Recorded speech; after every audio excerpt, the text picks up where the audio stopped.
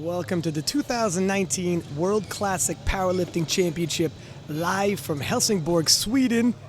This is the junior 74 kilo class on platform 1. I am Six-Pack Lapidat, and I'm joined in the booth today with U.S. coaching staff Joe Stanek. Joe, you do programming for the best, you do a lot of scouting for the national team, and you've done some scouting for these gentlemen. We got awards coming, don't we? Oh, absolutely, Ryan. Thanks for having me back. I'm super excited for this class. Did it last year with you.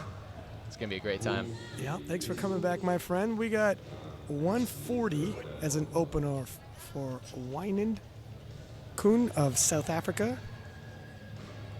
Rocking one of those new Titan South Africa singlets. Depth for sure, nice and smooth. Definitely a great opener. And usually, you try not to have too much drama in the openers. Something you can hit on any given day. Obviously, nobody cares where you start. It's more important where you finish. But the last few sessions we've had today, and I know you've seen it as well, absolute drama, fireworks from the beginning, people missing lifts, coming back hitting them, sometimes not even, hitting those, and bombing straight out. And I mean favorites, shake-ups the whole way through, so we take nothing for granted. Yeah, absolutely. I think there's so many factors that affect the lifters too. I mean, sometimes they don't even know what they're capable of on the day. Among those factors, obviously travel is a big one, and some people cross the Atlantic. Time zone change is another massive one that can affect the body. And water cutting and weight cutting. And add those together, travel and do a massive weight cut or a water cut. It can be tough. It can be something that you're not used to and never had to do previously, and it's a variable. Whenever it's a new variable, new things happen. 170 on the bar for You gotta try that last name. Wong Satorn of Thailand. I'll leave it there. Nicely Yeah, done. that should be good.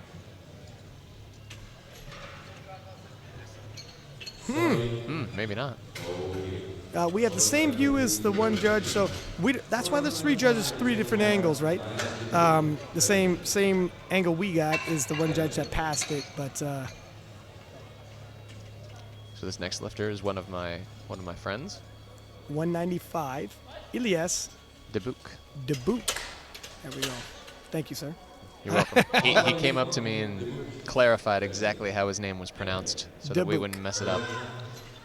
Fun fact about him, he's actually being handled right now by a U.S. lifter, Ayla, who's our 84 representative this year.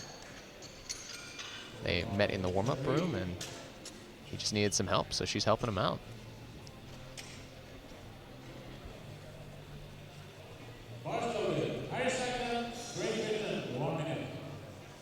See a lot of variation between the different lifters in terms of the way they set up, their grip on the bar, the way they take their breath in. At least, for example, has a pretty close grip. Tightens his lats down. Yeah, tight all through the core if the fight comes. Keeping your chest up. Depth looks good. Really good speed on that. A lot of room to grow. Type of opener you want to see. That's absolutely what you want out of an opener as well. Just get on the board. Oh, for sure. If I don't know what it is, but I'll come to these competitions and I'll see lifters that it looks like they have nothing left on their opener, and I just have to wonder, like, did you not plan well for that? And obviously, like we said, there are different variables. That's fine. In the warm-up room where there's signs, makes you wonder. Now 200 kilo on the bar for Sean Fran of Ireland. You can hear the Irish team here screaming for, whoa. Wow. Blink and you missed that one. Yeah. Oh. Yeah, I was going to say, it looks a wee bit high there. He'll be okay the second time. At the very least, so if it's depth and not strength, easy enough. Go a little deeper. Strength isn't an issue. He should be okay. It's when you come out and it's shaky like that. If you can go deeper, you're not going to get a whole lot stronger in 10 minutes. It's also his first international from what he was telling me in the warm-up room, so might be a wee bit nervous. You were even interviewing back there in prep for this. Yes, sir. Always come prepared. Yeah, you do. 202.5 for Klaus of Austria. 3 whites. And, I was saying there was already drama, even in the openers in the previous session, and here we are already. Now, these are correctable. You go a little deeper, you're fine. And I'm glad, and I want to get your opinion on it. The coaching staff decided keep the weight the same, even though the strength was good. We're going to keep the weight the same. Sometimes you see somebody tell their lifter, look it, that was so fast. We don't want to fall behind. We're going to jump up in weight regardless. So you're asking what I would normally do in that situation? Yeah. What do you feel about that? Honestly, I think it kind of depends on the infraction for me. If it's something that I know is easily correctable, say a missed rack command or something like that, I'll probably go up. I would say 95% of the time, though, I'll have them repeat it.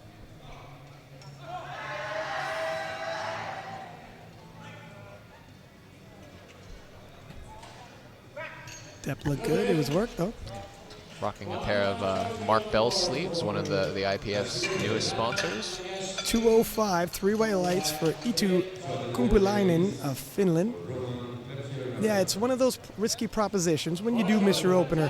All right, the first one you missed on depth, if you go up regardless. The second one, if you miss and it's strength involved, that's when it becomes, wow, I wish I didn't go up. Yeah. I could drop the other one a little deeper.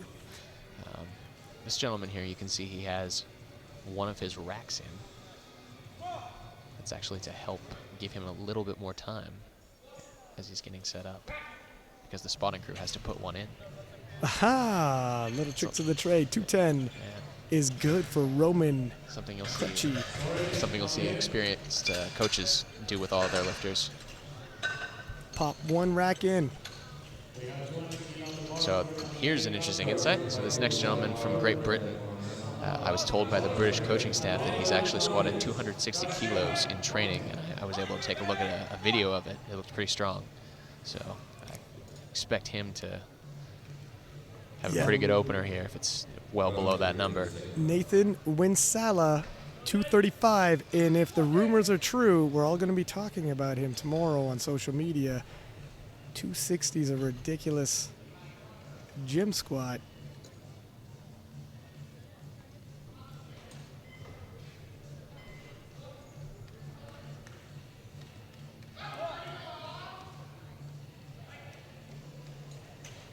Really deep. Oh, wow. Oh, and really fast. That wow. was really fast for 235. Yeah. Really, really strong start for him.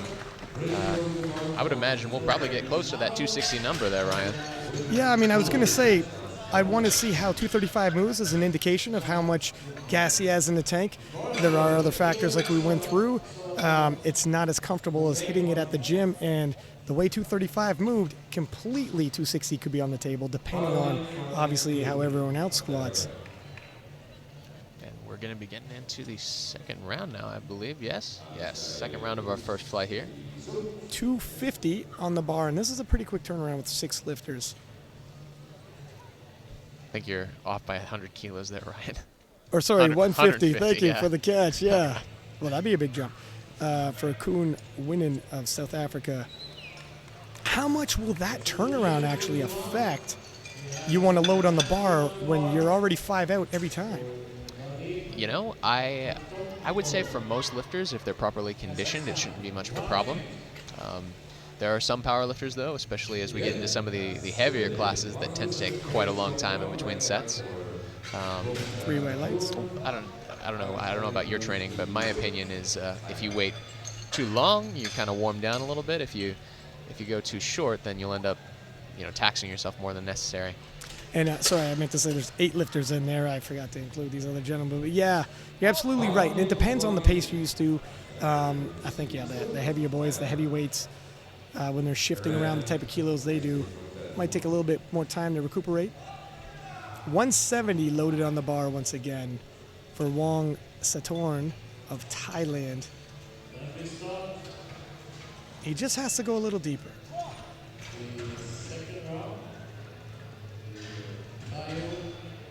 Looks like a little bit better to me. I think that should be in. There we go. 3 white lights. So that can be a little bit of a disadvantage as well for having a strong squat. You tend to have large quads. It's harder to get down to depth naturally, you know? Yep. Yep. And 200 kilo being loaded on the bar for Sean Ferran of Ireland. Also missed his opener on depth. Looking to regain a little bit of footing. It did look really fast. I'm sure from talking to the Irish coaches that they've just gotten in his ear and will say no problem that he can do it. Just sink it a little bit deeper. You see, his grip is rather interesting.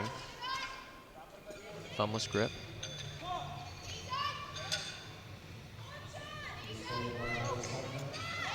Now look deep to me. See what the judges say. Yes. 3 whites. Now, that was very fast, very smooth, very easy. What kind of a jump does he take? It's almost an all or nothing approach because he's got plenty of kilo left, but go too far, you don't have that second attempt in there, and you miss, you're going forward with just your opening weight. What would you advise as a national team coach? Normally in that situation, I would probably just go for the planned second attempt and then use the momentum going forward. It's definitely better to make a final attempt than it is to try to get overzealous and miss. Would you possibly do in between what was the planned third and planned second? You're somewhat flying blind because that second attempt, you get to judge the bar speed and then pick your third. So you don't have that benefit. Generally speaking, I would probably just stick to the planned second. Something that a lot of coaches will use to help determine attempts is percentages of 1 rep max. And I find, at least for a lot of my lifters, if you jump over 5% of their 1 rep max, it tends to be a bit of a shock to the system. And it seems to be that way for most lifters. 205 for Ilyas from Belgium. De Boek. Got that perfectly. It was a good 3 white lift. lights. Look, definitely a little bit harder than his second, and you can see he has a little bit of a shift over to his left on this replay here. So slightly higher on that side. Hopefully he'll correct that for his third. Otherwise, he might be looking at a no depth situation. Yeah, he's flying close to where his previous personal best was, just 2.5 kilo below. I'm sure his personal best is looking to be moved in this meet. 212.5 for Klaus Kaufmann of Austria. 10 kilo jump for Klaus. Oh, wow, that's a fight. And he shakes his head because he does not feel happy about that. Something that you'll notice in this class a lot, and it seems to be the trend with a lot of lightweight men, I've mentioned it previously, is they all take a very close grip. Yeah. Generally, you'll see a lot of the lighter weight men take that closer grip because it naturally tightens the back and makes it easier for you to stay tight through the squat.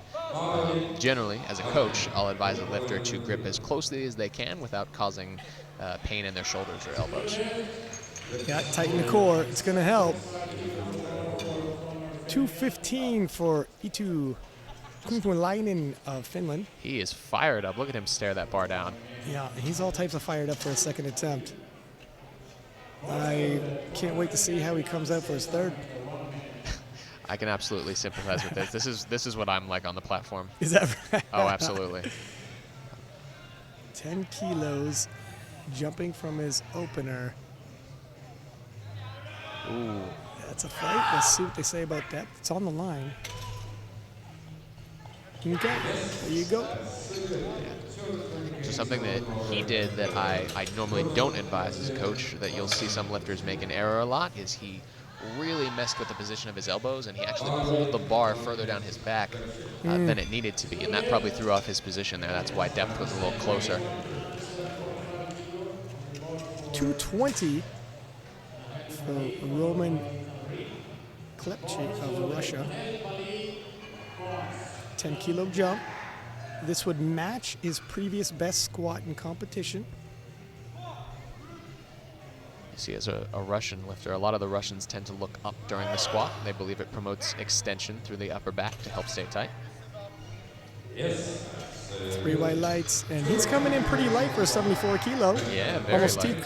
2 kilo underneath. There are some gentlemen cut massive amounts just to make it, and he's cruising in, probably eating up. We'll definitely talk about that when the second flight comes around. Yeah, more to come. Remind me to bring that up.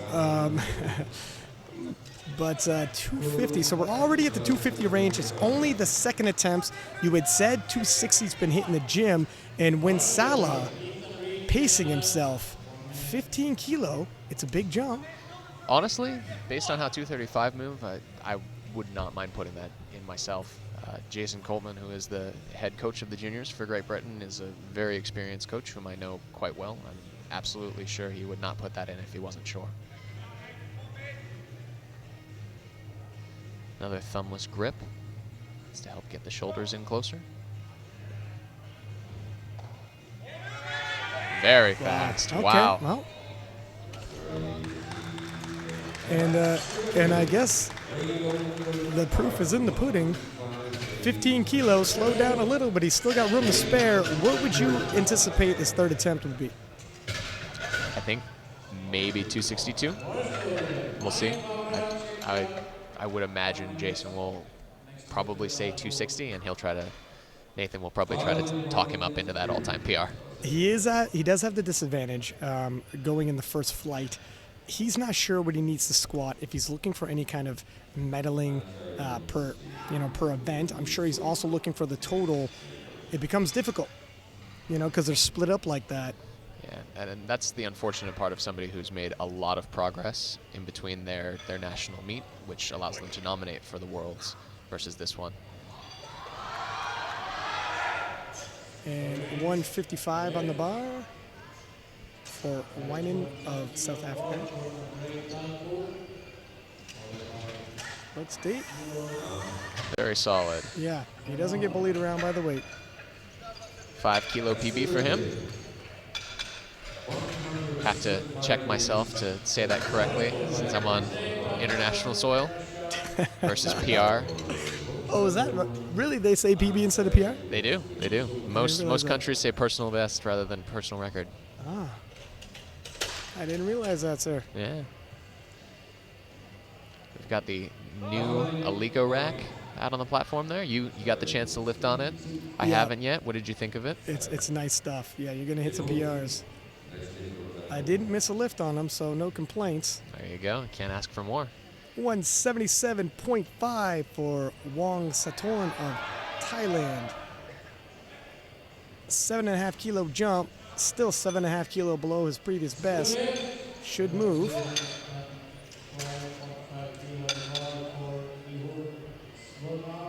Sinks that in.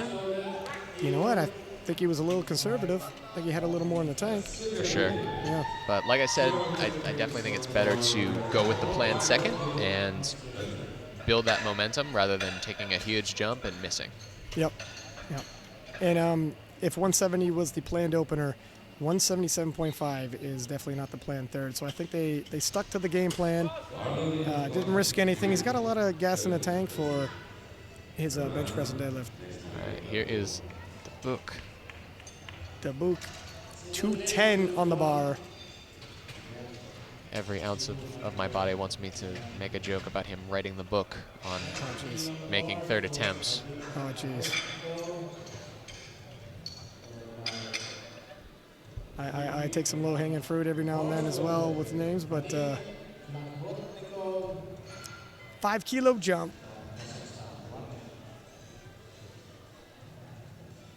It's a 2.5 kilo personal best.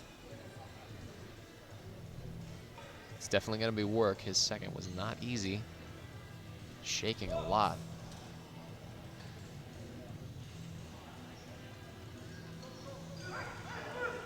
Oh, no. Actually, it looked like he lost his balance a little bit there. Yeah, he definitely rocked back.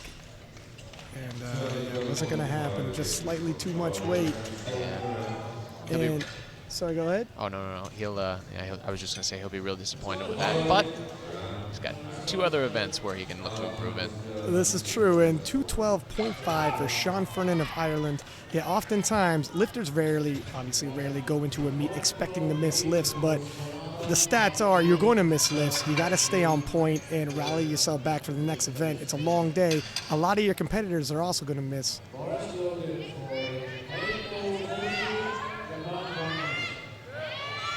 Wow.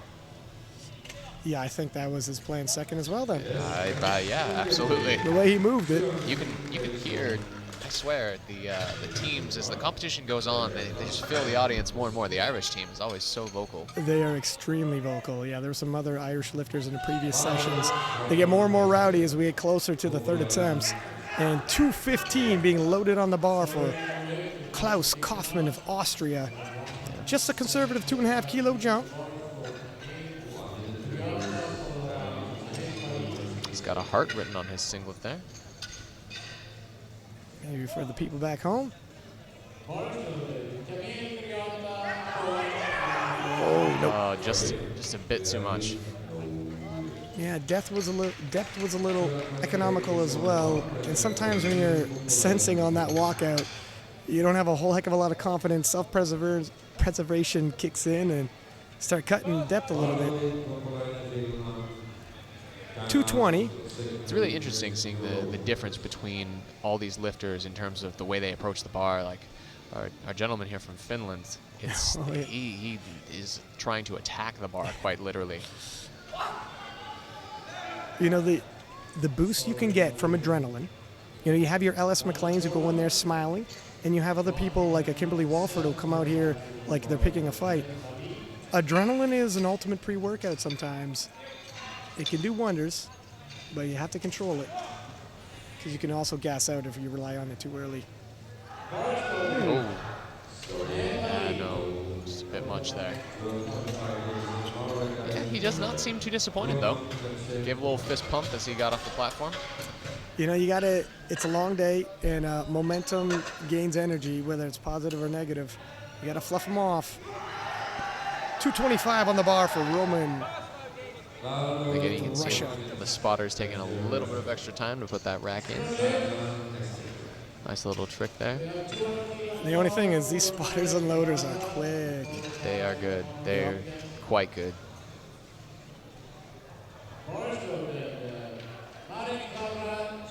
We're going to go 3 for 3, add 5 kilo onto his second attempt, and 5 kilo personal best.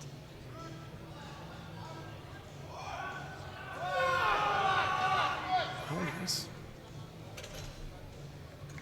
Yes.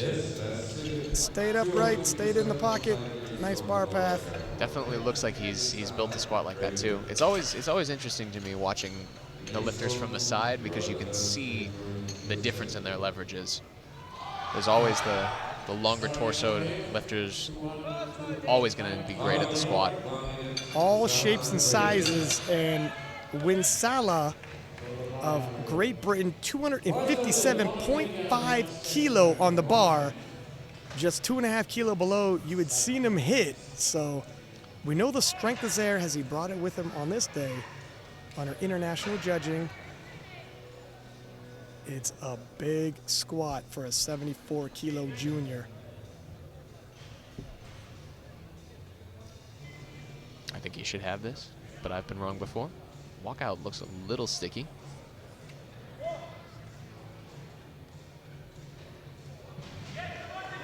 Oh, yeah. Well, you know what? I mean, easy 2020 hindsight, but he probably had a little more in the tank. There we go. Your scouting was right on the money, and Nathan Winsala of Great Britain sets the bar at 257.5. If anybody wants a squat gold medal, they're going to have to best that. All right, now something to note in this second flight here. We can see that the Canadian lifter, Blake Baird, lowered his opener. Ooh. Wonder what that means. And we hear the roars from the crowd. Yeah, that means that Sweden's the host nation. Whenever a Swedish lifter hits the platform, you can tell Andreas Nilsson 210, and that was pretty fast. It's interesting. He has a very quick squat, and he has a very uneven grip. Did you ever notice that in some of the younger lifters, how they might rush their setup a little bit and have that sort of a technical error in their setup that way? I've seen sometimes, yeah, you can take your time. A minute is actually a lot longer than you think when you walk up there. Sometimes you think you have less time than you do, and the coaches oftentimes, when someone's riled up, take your time. even when you walk it out, if you walk out a little sticky-footed like you had mentioned earlier, let the weight settle. You don't need to rush. A minute is a long time to set up for a squat. And it looks like we have 217.5 being loaded on the bar for Vadim of Ukraine. This is 5 kilo above his best already, so it must have made some progress in training. Yeah, that's the thing with these juniors. You know, the progress is quick, and some people are on social media, some people are not, and it makes scouting very difficult for individuals like yourself. But then you realize you can look at the federation's websites for results. As long as it wasn't too far away. Nicely done. In terms of their nationals, I mean, like the American nationals last October, you know, there's a bit of progress that can be made, especially as juniors. Absolutely. Well, that was a very nice opener. Plenty left in the tank for him. And 220 being loaded on the bar for Yuya Fuji of Japan. So this is definitely one of the lifters to look out for. His nominations place him in 3rd currently. Just through my scouting, I was able to see that he squatted 250 in training. So hopefully we'll see something close, maybe even a little bit better. Definitely looks like a big 74. Yeah, he looks huge. All these fellas are pretty big.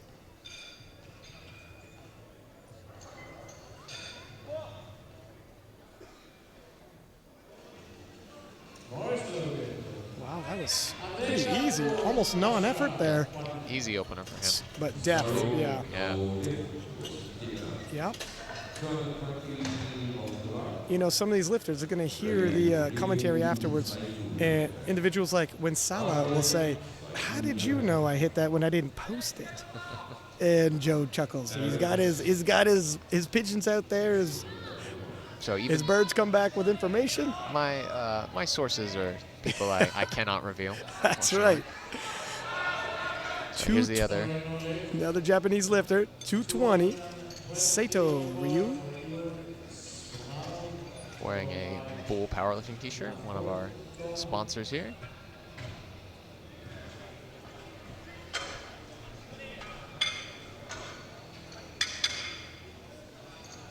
See, this is what I like to see as a coach. A nice, calm setup, takes his time.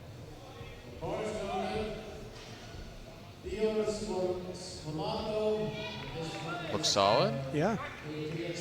I really like his bracing technique too. One thing you'll notice with a lot of younger lifters, they really don't know how to properly brace their core. They'll often just take a huge breath and they'll move their shoulders about. They really don't focus on tensing the abdominals, getting the rib cage in place. All right, here comes Blake Barrett of Canada, one of my personal friends that I'm excited to lift. Or see lift, rather. 222.5 for Blake.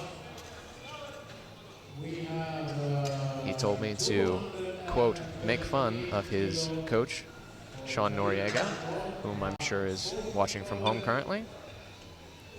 I'm not going to do that, but hello, Sean, if you're watching.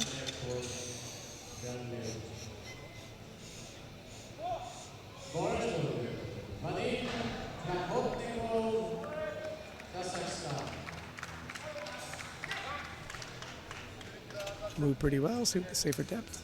Yeah. 3 wide lights. And he's on the board. Well, he's happy. The day has started. So Blake, I know for a fact, does not have to cut any weight. That was a little surprising to see that he lowered his opener. And he moved it so well. But, I mean, all's well that ends well. He's on the board. Now he can make a big jump if he likes. 235 being loaded on the bar for Riccardo Angelini of Italy. This is actually one of the few lifters I was not able to find anywhere. No sources in Italy, sir. No, nothing, unfortunately. Seems very strong, though. Nominated 5th. Real big squat.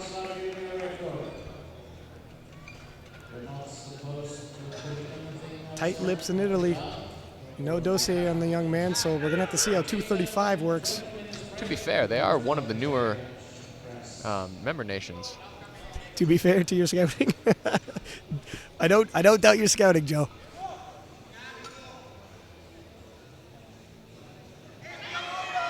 Wow. Okay. Well, he's a strong lad. Did he move his foot there? Let's see on the replay. 3 white lights. If he did, probably not enough to merit an infraction. Nah, it just popped up a little bit. No. All right, here we go. The next two lifters are both opening on the same number. They are both from the United States of America. Michael Shea will kick us off at 250. As an opener, this is ridiculous weight at the 74 kilo junior class. Michael is no stranger to the world level. He was in Calgary, Alberta last year where he placed second. He's a very strong lifter. His squat is one of his better lifts, obviously. Has a very, very close grip. You can see his thumbs are actually touching his shoulders.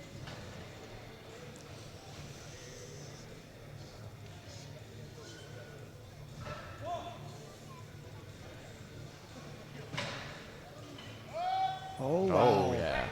Oh, wow. Is the depth good, though?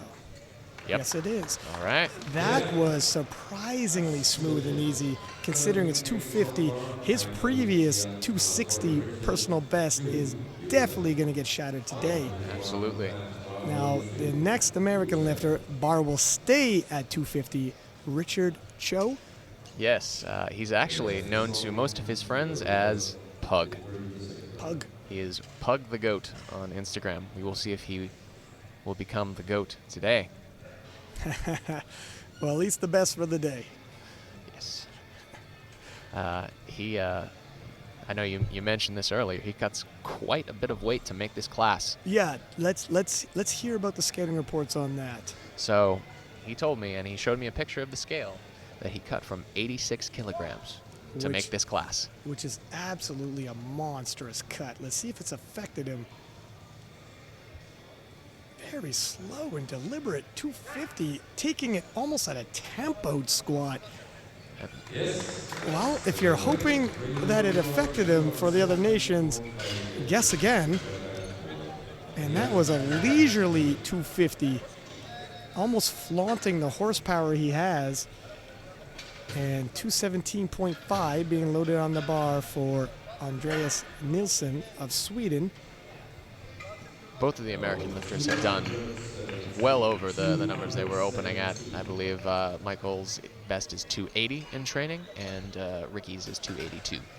Holy smokes. Yeah, powerlifting is just the progress in the past couple of years, especially in the junior class. If these guys are the future looks scary. Everybody in the open needs to be paying attention to what's going on right now, because they're coming, ready or not. And stepping up right now, Andreas Nilsson from Sweden.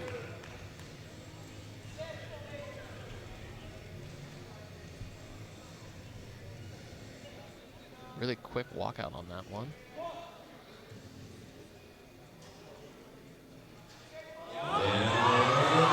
Knees coming in a little bit. Yeah. He's able to fight through. It was work, but he's got it. 3 white lights. Well under his personal best, so he should definitely had no problem with that. Hopefully he'll be able to put a bit more on the bar. Yeah.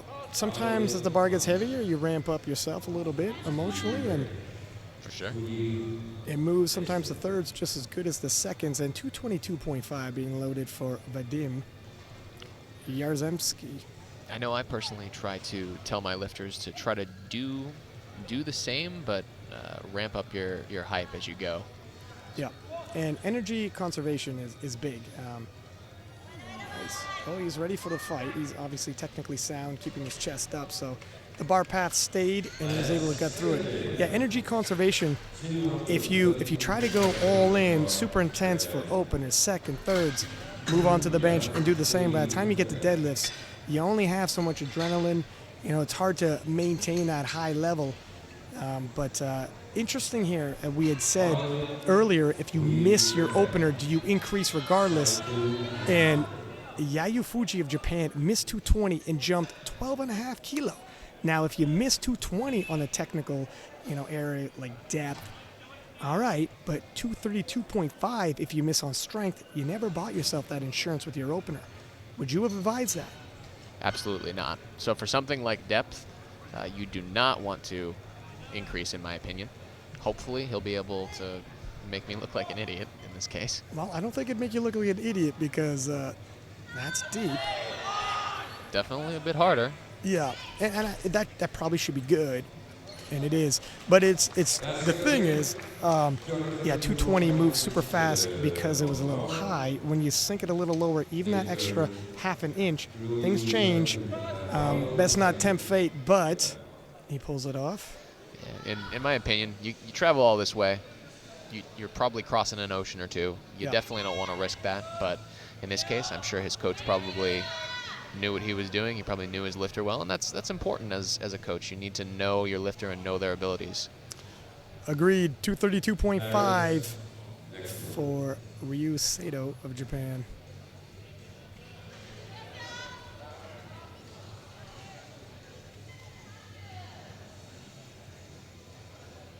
And the Japanese, neck and neck with their squat attempts, they'd make excellent training partners. I would not be surprised if they were.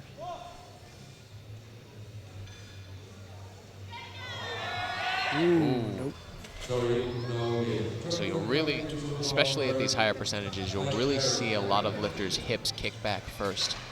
And it just depends on if you're able to keep your chest ahead of your hips as to whether you're going to make the squat or not. Yep. Oftentimes you'll see a lot of those lifters that consider themselves deadlifters that typically have very long femurs. That tends to happen at lighter percentages as well, and it just depends on how much back strength they can have. 235 loaded on the bar for Blake Barrett of Canada. He's extremely happy to be there. You can see the smile on his face as he's lifting.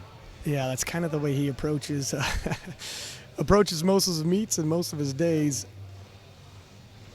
It's a decent jump. He lowered his opener, just wanted to get on the board, and then he could start taking a little bit more risky attempts.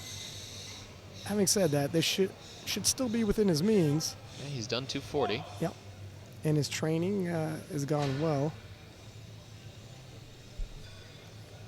It's right on the line for depth. It moved well. Maybe a little sticky out of the bottom. Yeah. It moved well enough, but it was just right on that line. And now you have to have that conversation. So they have the opener. They bought themselves that. They're in the game. Should they move up regardless now? It's not risking bombing out. If they don't move up, possibly fall behind, what would you say? You know, in this case, I think just because he looked like he had some technical issues as far as sitting into the hole, hitting depth, I would probably repeat it. It doesn't look like it's an issue of strength. And I'm just being told Riccardo of Italy is actually the European champion 2018. So he's no stranger to international competition. Looking at the way he just handled 245, I believe it. Very strong lad. Extremely. And that actually was a personal best for him. Looks like he's got a little bit of room to spare. 262.5 for Ricardo Cho of the U.S. So interestingly enough, the two lifters here, as long as Ricky gets this, are going to be separating by, what was that, 1.5 kilos? Yeah. Yeah, Michael Shea is going to attempt a world record at 264. Of course, Richard Cho can just come right back in his third attempt, collect that world record off of him. Yeah, so I personally, I like his play here. Not to worry about the world record until the third attempt. I think it's a smart choice.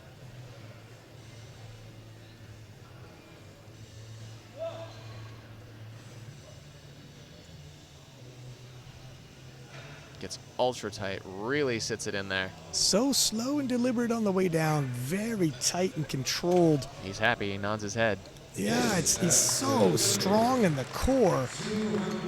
So if you take a look at this gentleman's training on Instagram, he does that consistently all the time. And you know what? Hey, look at if that's the way he squats, and obviously it's working for him.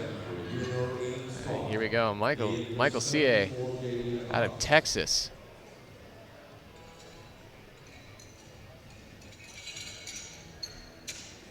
Yeah, Texas has got some good lifters. 264. Fun fact about Texas, they have the largest powerlifting federation in the world in their state. Is that right? It is a high school sport in Texas. Wow. And they have meets every single weekend during the spring. Wow. It's even larger than the entire IPF. That is a crazy fact. A dynasty, and here's one of the productions of that.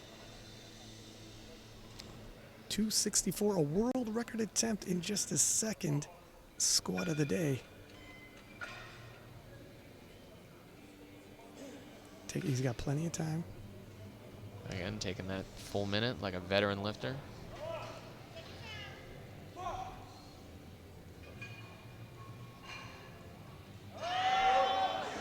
A little twisty, but it looks like it should be good. Yeah. You know. Oh, no. Let's take a look at that replay. Nope, no replay for this one. Oh, here we are. So it might have been the fact that his body was twisting. Yeah, it looked like it was maybe just a hair high based upon that. And and why do you think it was twisting like that? Because he looks strong. He twisted actually slightly on the opener, not as drastic. Weight increases, the twistings increases.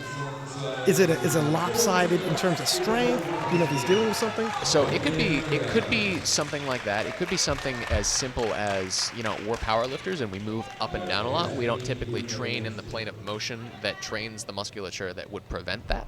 So it could be something as simple as he just didn't address it in training. If you look at his Instagram, it's not unusual for him to twist on very maximal squats either.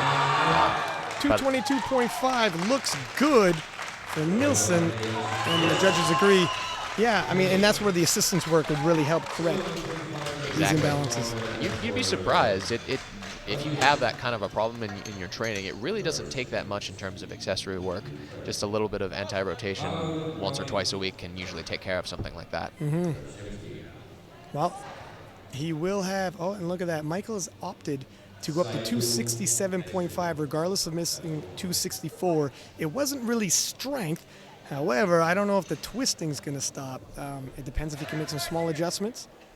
And 225 loaded on the bar for Vadim of Ukraine. 2.5 kilo jump from a second. Not really a big jump for a squat. It's going to, wow. Definitely the right call by the Ukrainian coaching staff. Yep. Yeah, he didn't have any more than that. There's a lot more work than I would have expected after seeing his second attempt. Yeah, he might have stepped back there and said, listen, it looked good, but it felt differently. 232.5 will be loaded for Ryu Sato of Japan. Missed this on his second. Taking another run at it. It definitely looked like a strength issue before. Hopefully whatever it is, he's able to go to that place that motivates him to break past his limits.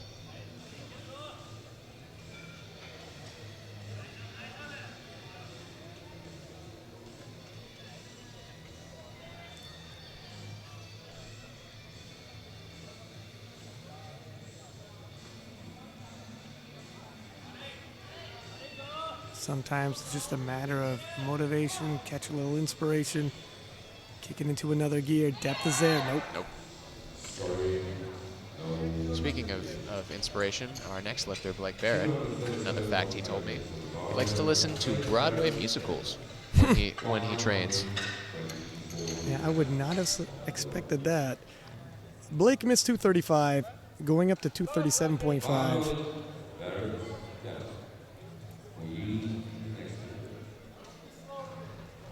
235 moved well. He just needs to sink it a little bit deeper. Looks strong.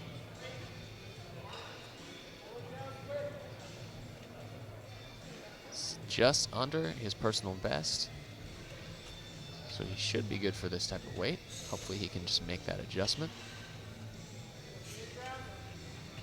Well, sometimes earlier you want to establish, okay, there's the strike zone. I'll work within it. He's got a taste of where he needs to be. Definitely let it settle a little bit better than the second. That's better. That's better. Oh, he's a fighter, though, isn't he? That was better in depth, but became a moot point. It looked like for a second there he's going to battle past that sticking point, but a little too much today. I know he's a little disappointed. He wasn't planning on moving forward with 222.5. In a field this tight, it's going to set him back. He's definitely going to regret that 2.5 kilo increase, because that stick point, it looked like that was what made the difference. 2.52 kilo. I mean, it doesn't seem like much, but you add up the kilos, eventually there is a breaking point. However, he has, like you said, he has handled that kind of weight before. 2020 hindsight, 237.5 will stay on the bar for Fuji of Japan. Missed 220 in his opener, came back, hit 232.5, looking to add another 5 kilo to his total. Oh, nope. A little wobble there. The elbow shot back, chest lean forward, and as you had said before, when it turns into a good morning, you better have a pretty strong back to squat your way out of that danger. Yeah, that's something that I don't know how you feel about this, but talking with some other coaches, some of them like to address that in training, and other people just believe it's more of a technical issue that you need to solve, whereas some will actually program accessory work that will allow them to get stronger, because it's going to happen inevitably no matter what once the quads tire. What's your opinion there? Yeah, I mean, max weight is always going to bring out certain issues, and that's really when you see sometimes in training you can't tell. I think you should probably address these issues, because every time you're under max load, if you don't, they could keep popping up. You could be very technical when the max load shifts you around, bullies you around like that. Now, 252.5 for Riccardo from Italy. Oh, wow, he's shaking his head. Yes, he looks strong. It's going to be borderline for depth. Good lift. And Angelini piecing together a 3-for-3 day. Showing his international experience there. Yeah, he is for sure in the running. Another crack. Michael C.A. Is that how you pronounce his last name? C.A. Michael C.A. Michael C.A. So he missed 264. Definitely strong. A little bit of a helicopter motion on him. Brought his hips out of alignment and just wasn't there for depth. Opts to move up 267.5, and hopefully it's not a repeat what we've seen with Blake. Because if he misses this, he's moving forward with 250, and one of the favorites starts falling behind a little. And this is where nominations, projected totals, everything shakes up when you're actually in the play. If there's one lifter that I know that can go there, it's definitely Michael. If you watch his training footage, he gets there. Well, he's got a mouthpiece in like a fighter. He's willing to fight for this. Depth looks good. Okay, well, I think that one looked better. I think that one looked better. I think that should be. Yes, new world record. There you have it. Michael C.A. snags the world record, rebounds after missing his second attempt, and is now in the lead. Gives the coaching staff, including his rival, for this day some fist pumps. Speaking of rival, basically walks by. There you go, Richard. Let's see you best that. 268 loaded on the bar. We're going toe-to-toe. Are they going to be passing the world record back and forth like a volleyball? Well, we'll see. We'll see. Richard Cho of the U.S. just watched his national teammate put himself in position for the squat gold and make history. He would like to do the same. There's also the bigger picture of kilos towards the total. We can't even look that far ahead. Yeah. Looked like a very strong walkout.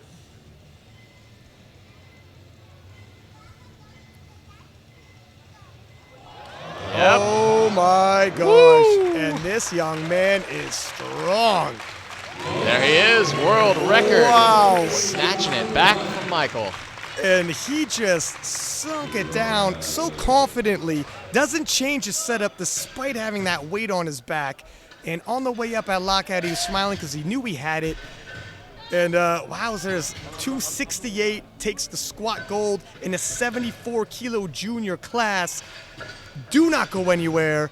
We will be back in, I believe, 20? Six-pack lap at Joe Stanek. See you in 20.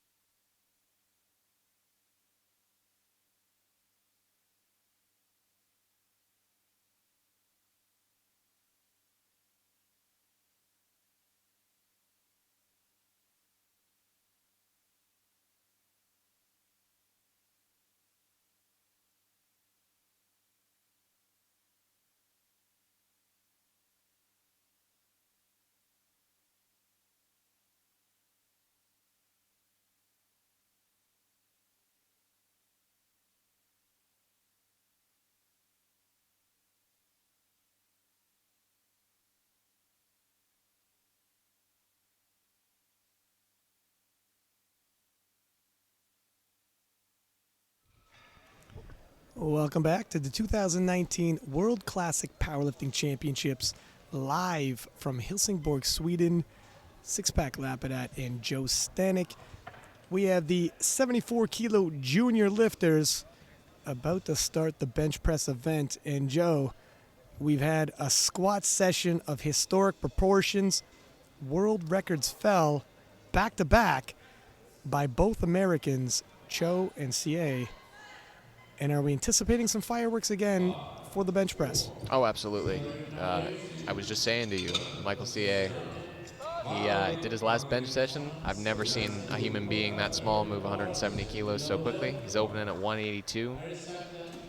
I expect to see another world record fall. The current junior world record is 195.5. Definitely think that should be within reach based upon that. We will have to see, though. Yep. And 110 on the bar for Wynan of South Africa.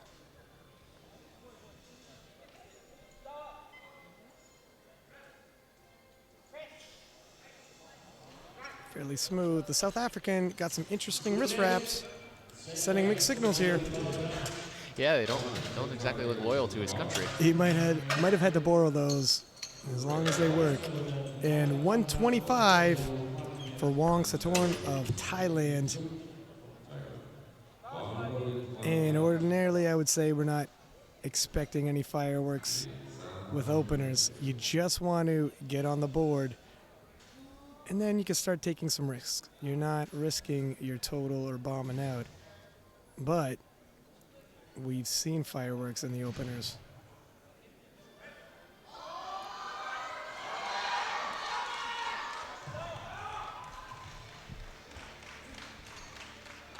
If you're watching, there's 3 commands on the bench press. It's a technical lift. There's a lot of ways to lose your attempt. You have the start, press, and rack command. You also need points of contact with your feet being flat, butt on the bench, shoulders on the bench, head on the bench. Any one of those lifting can result in a lost miss or a missed lift. You also have to have your elbows locked out to get that start command. You need your elbows locked out for the rack command at the end. And in terms of getting that press command off the chest, there really isn't a set time. You need the barbell to be motionless on your chest, however long that takes.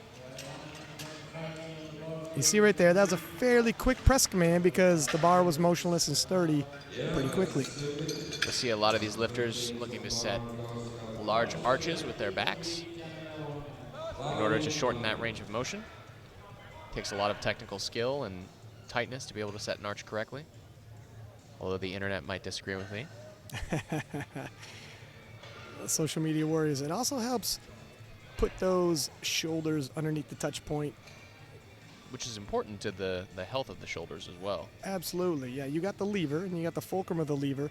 When the fulcrum of the lever is underneath the touch point, it's a lot better leverage-wise. You see right there, Path, beautiful, and Klaus easily presses 130.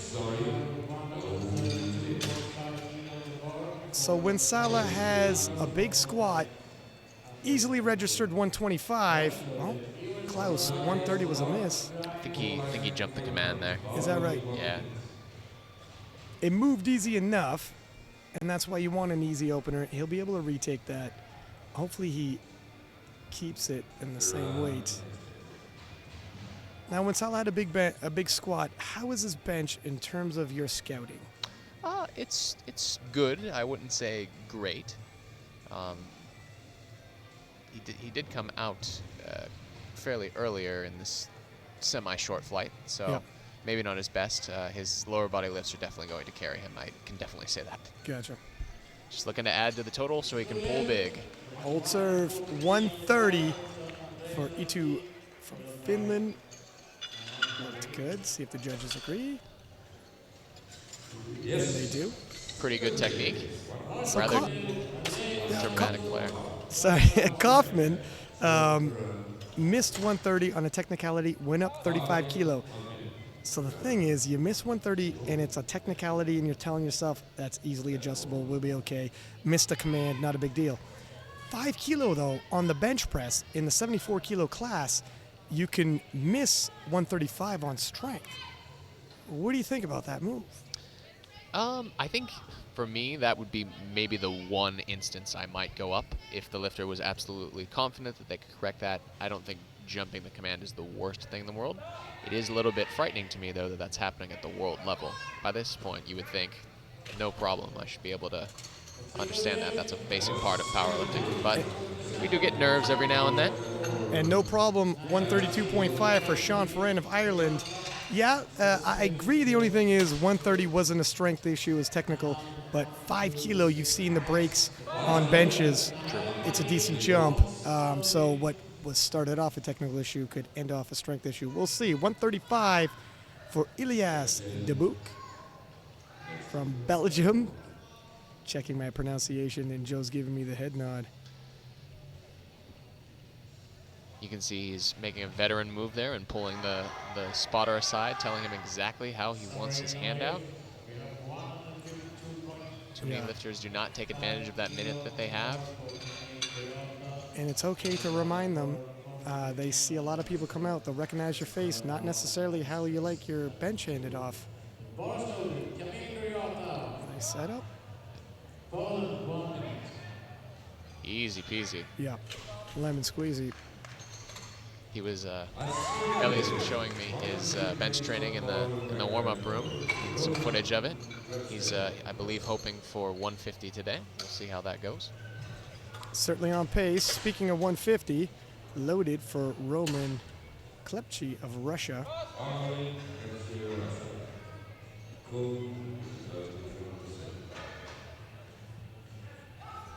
22, been powerlifting 6 years, opening with his previous best.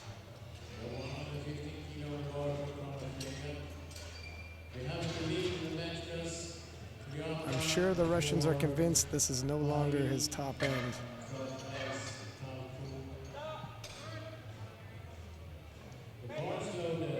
Definitely not.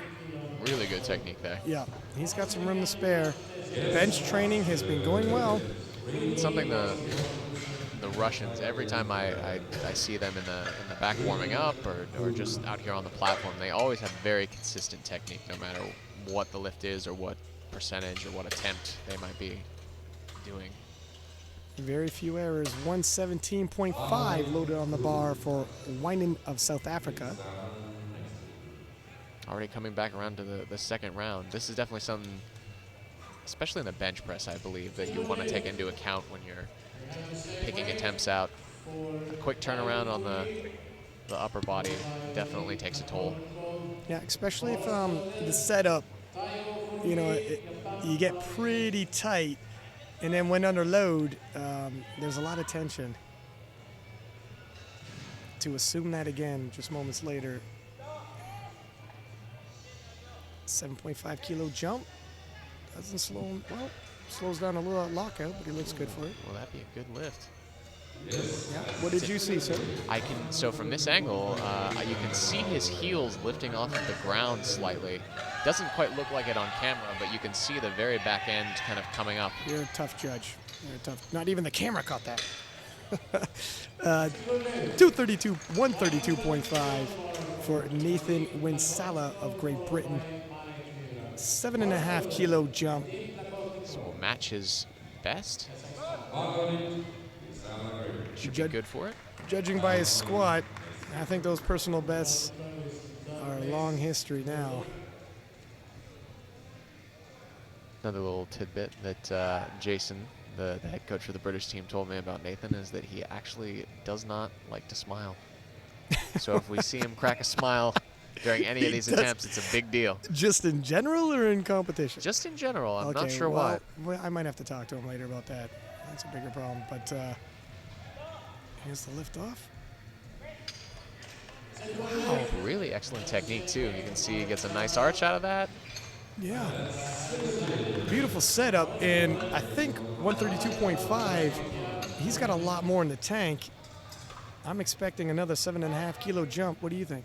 I would go 5. No, a little more conservative. 135. Only reason being is he's got a rather large arch, and you could kind of see his position was shifting a little bit. That's something that I always look for when I'm trying to call attempts for a lifter, especially one that I don't personally coach. I always look for deviations in their setup, changes in form, anything like that, and that might make me pick something a little bit lower than the plan says. Now, does Klaus stay alive? Klaus Kaufman needs this, and he does. 3 white lights, picks up 5 kilo. It was risky, but it pays off. 135 is going to stay on the bar for Eetu Kupalainen of Finland. I love this guy's energy. I sympathize with it completely. Just on the end of the bench, taking his time, getting himself riled up. Yeah, you got time. He's actually got quite the bench arch as well. You can see he's got a rather low rack height. I think it's a 6, which is rather low for any male, especially a 74 though. Look at that arch. Box out's a bit uneven. So that could be a difference in mobility between his 2 scapula. That's usually why we see that in the bench press. Yeah. And with a little bit of a struggle like that, perhaps more conservative third attempt? I would say so. See what they put in for him. Not necessarily a conservative jump. 10 pounds for Wong Santorn of Thailand. Covering some ground.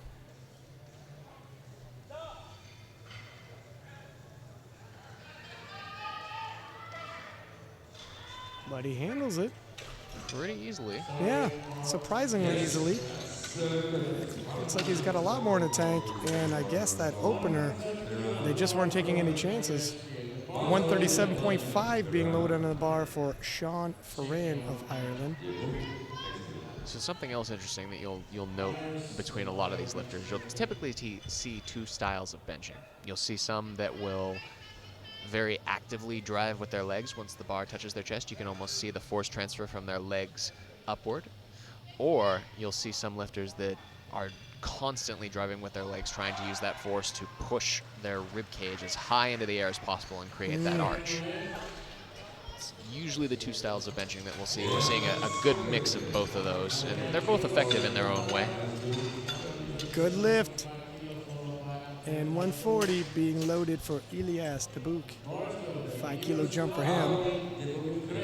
Yeah, powerlifters come in all shapes and sizes, even in the same weight class.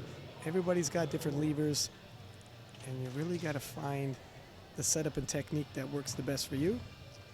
We've got the live chat open currently. Be careful with that. Pete Spence from SBD wanted to know if we are looking at it. We are, sir. Hello to you. Pete's one of the gentlemen behind the wonderful brand SBD, who so generously sponsors these championships. We thank you for all your contributions and the wonderful team uniforms. 3 white lights.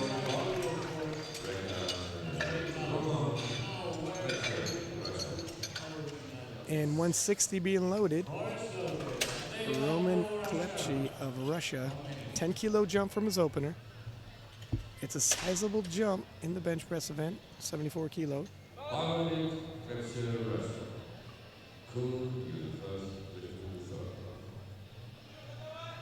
And Roman would be a tough guy in terms of scouting. So he's blowing past his previous bests. What did you find, Joe? So unfortunately, a lot of the lifters in this first flight, I did not find a whole lot on. Particularly the Russians, they just don't seem to really use social media unless they're some of those bigger personalities. Just pretty smooth. Just seems to be part of their culture, but I did look up all his previous events, and I do think, if I'm not mistaken, they fill out these forms to let everyone know what their personal bests are, yes? Well, or is it just based on their nominations? No, you could fill it out, and in that case, it'd be on the honor system.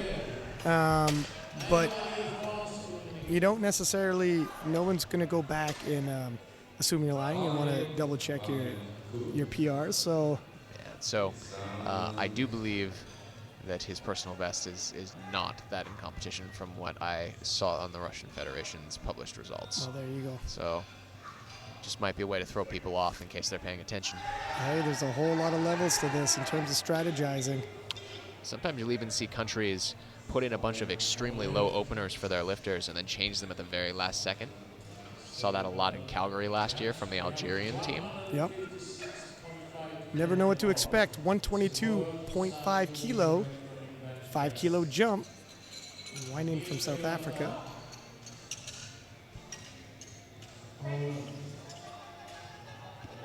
Oh, just a stitch too heavy.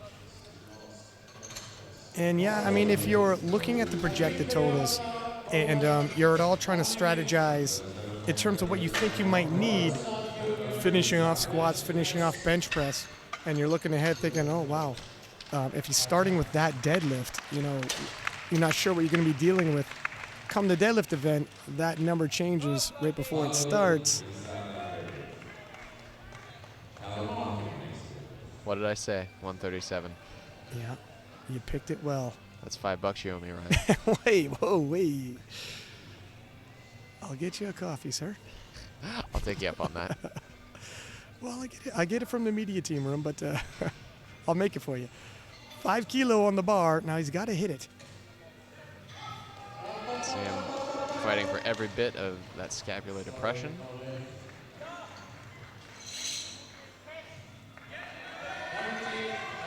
Well done. You know what?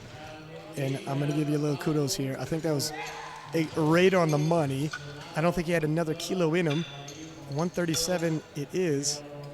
Almost like I do this professionally. You would think. Yeah, one's starting to assume. 140 for Klaus Kaufmann of Austria. Misses opener. Decided, you know what? Let's throw another kilo on there regardless. Hits it. And is keeping the pace. 5 more kilo for his third attempt. And Ryan, I have to say we have quite the audience right now. We've got nearly 900 people tuning in. You know what? With the time zone change, it's pretty good, but we pick up a lot after it's posted. Ooh, it's a fight, though. And he gets it out. I think another well-placed attempt. 3 white lights, and they agree. Yeah, depending on where we are in the world, with the time zone changes, you can see some drastic viewership changes after the posted. It's getting to be well into daytime over in the States right now, so Yep. I'm sure we're getting plenty of viewership from there. Sean Ferran of Ireland, 140 kilo, 2.5 kilo jump from his second attempt. Only a few lifters left until the second flight. Well done. Excellent third. Good call by the Irish coaching staff there. It's always tough calling those 2.5 kilo jumps because you're just like, what if I would have put another 2.5 kilo more on? Would they have? It's always the case. It should be noted, Kupalainen from Finland opting not to take his third attempt. I think that's a wise move. His second was pretty hard. Look, if you're at all unsure, don't go out there and scrap it out and empty the tank for another 2.5 kilo that might not be there when you can keep that gas in the tank for your deadlift. 42.5 loaded on the bar. Wang Satorn of Thailand. Oh, wow. That is work. Did his butt move? Could not see from this angle. If not, that is, wow, 3 whites. 7.5 more kilo for his total, and just the perfect pick for his last attempt. He's not walking off there thinking, well, I don't know, I think I had another 2.5 in me. 145 being loaded for Ilias Debuk of Belgium. Getting a lot of comments on the quality of the live stream, saying how great it is. So thank you to our wonderful media team putting this together. Well, you know what? None of this would be possible without Alico, Aplift, and SPD support. We go all out. Top of the line. There is definitely a level that people expect from the IPF stream now. I agree. And we're trying hard to maintain that line. 145.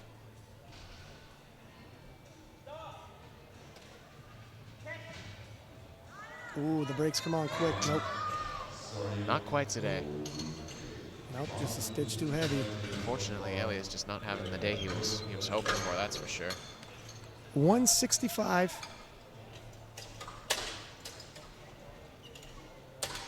Roman Klepchi of Russia.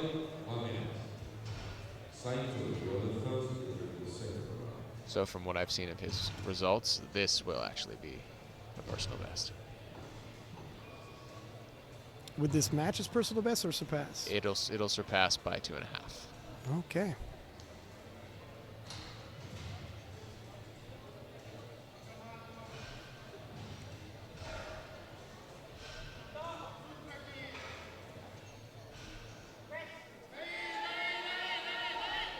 Really good fight. Yeah, it's stalled, but never went back down.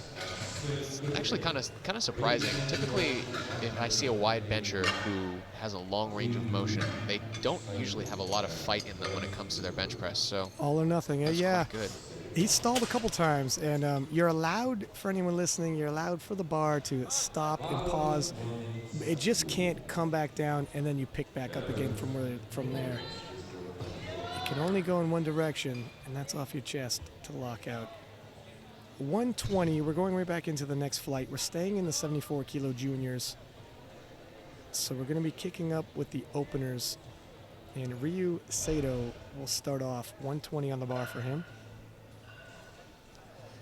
He's a Japanese lifter, so I would assume he's going to have excellent bench technique. They got that reputation. It's shocking if a Japanese lifter comes out flat back, close grip. You know, it's like seeing a unicorn. You almost never see it. And Wow. That he knows he's got 3 attempts, right? Because that was a thing of beauty. could have left that one in the back room. That was super fast. So something I was actually taught by some of the Japanese lifters. You'll often see them sort of grip with three fingers and kind of put one up almost like they're touching it with the tip of their finger. Yep. That's actually because they are trying to create a line of force from the side of their arm all the way down. And they believe that by squeezing with those 3 fingers rather than the full hand, that it makes the force easier to transfer into their elbows. Specific grip that they're famous for. And 140 on the bar for Blake Barrett, looking to rebound a little bit from the squat event. Advancing with 225 wasn't in the game plan, but you got to adjust. And Blake is a consummate professional. Wow. No doubt there. All right, Blake. And that's it. Look, you want to you want to get some positive momentum, and he should feel good about that. He moved 140 like it was, warm-up weight. All right, one of our front runners, Richard Cho. Richard Cho, 145 on the bar for him.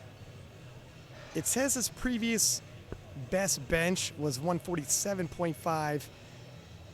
Joe, what are we thinking his bench is at now? In terms of your scouting, how has his bench been looking in his training for this? It's been looking really good. I don't know. I believe his best that he's done in training, and I know his training partner Alexander Kang is watching right now. Perhaps he can correct me, but I know it's been around that number still. Okay. Well, this is pretty close, though, if that's the case. And wow, well, No problem. The way he worked 145, I think 47.5 is going to get broken today for a personal best. You'll also see a difference between the lifters in terms of their footwear. You'll see some lifters come out in their heeled Olympic lifting shoes that they might use to squat. You'll also see some flat shoes. For example, the Japanese lifters coming out in deadlift slippers, actually. Yep. You'll typically see, in trend-wise, you'll see a lot of lifters that have very large arches use flats, whereas those that might use a little bit more of an active leg drive style typically will use some heeled shoes. 147.5 for Fuji of Japan, going over the liftoff with the spotting and loading crew. So, according to Alexander Kang, who is Ricky Cho's training partner, he is around 150 kilos in terms of his best. So, already off to the races. Yeah, I mean, well, I guess he's going to attempt that in his next attempt. He's taking a 5-kilo jump.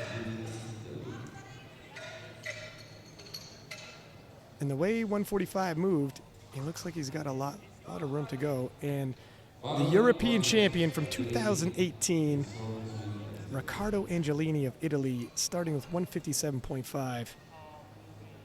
And Riccardo proved with his squat, he's got a lot of horsepower when he presses his foot on the gas. I like his style, waiting to get on the bench first and then tell the spotter how he wants his lift off. Wasting no time. Nope. No nonsense approach. Gotta like it. Driving those traps into the bench. Settling his feet. Okay, correction from Alexander now. It's 157.5. So there we go. Yeah, makes a little more sense considering the second attempt put in. Oh, wow. Ooh, I don't know. You know, they should Yeah. Okay, well, this is It's a shakeup right there. a major shakeup. 157.5. He has hit 10 kilo more in competition. He is obviously a very well-traveled competitor, winning the European Championship. No stranger to international competition.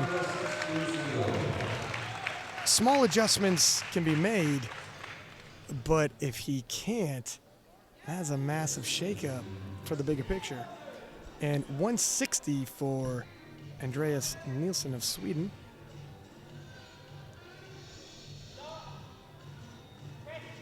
The Swedish team is always full of excellent benchers.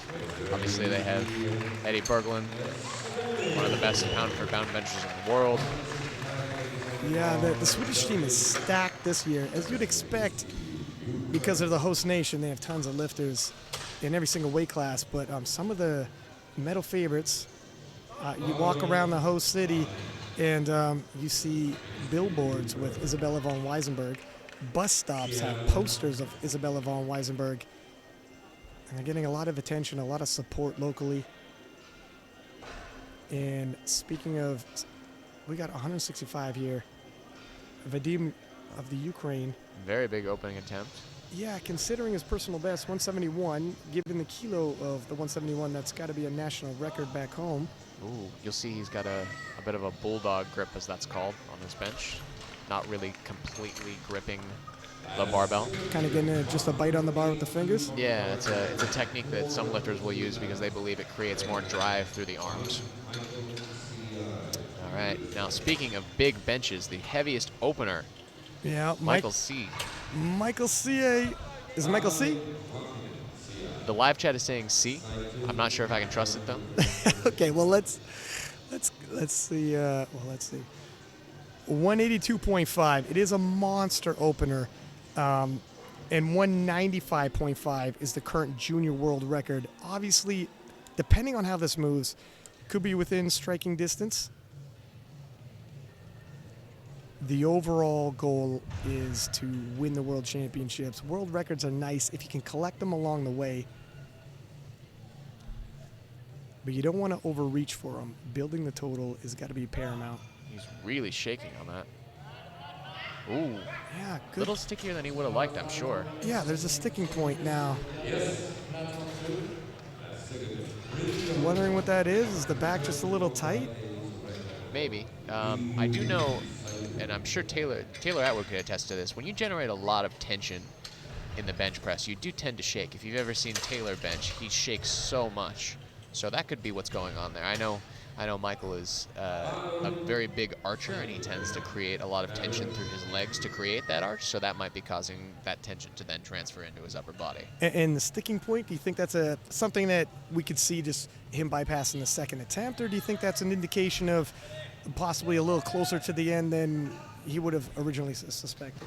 So I'll say this, with someone who typically has a large arch in training, if for whatever reason their arch is even a few inches lower, like let's say, for example, their feet might slide on the carpet, or maybe they just don't feel as flexible on the day, I would say something like that might show up because they're just pressing through a longer range of motion and they're not used to it.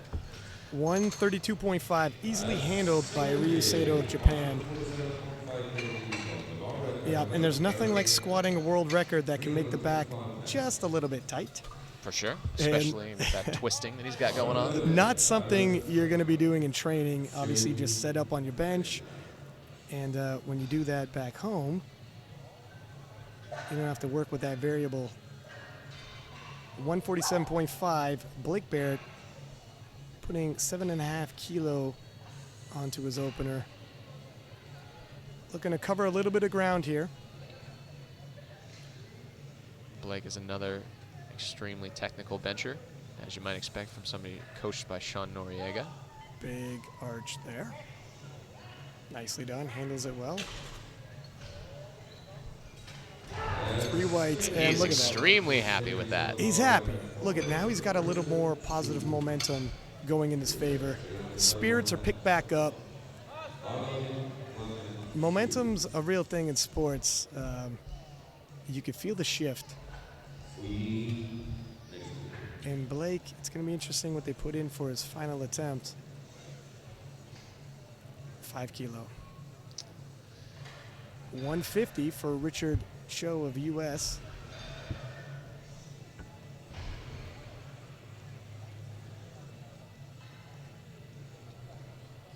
So at least according to our new information that we have from my sources, this is well below what he's done. Should be capable of it.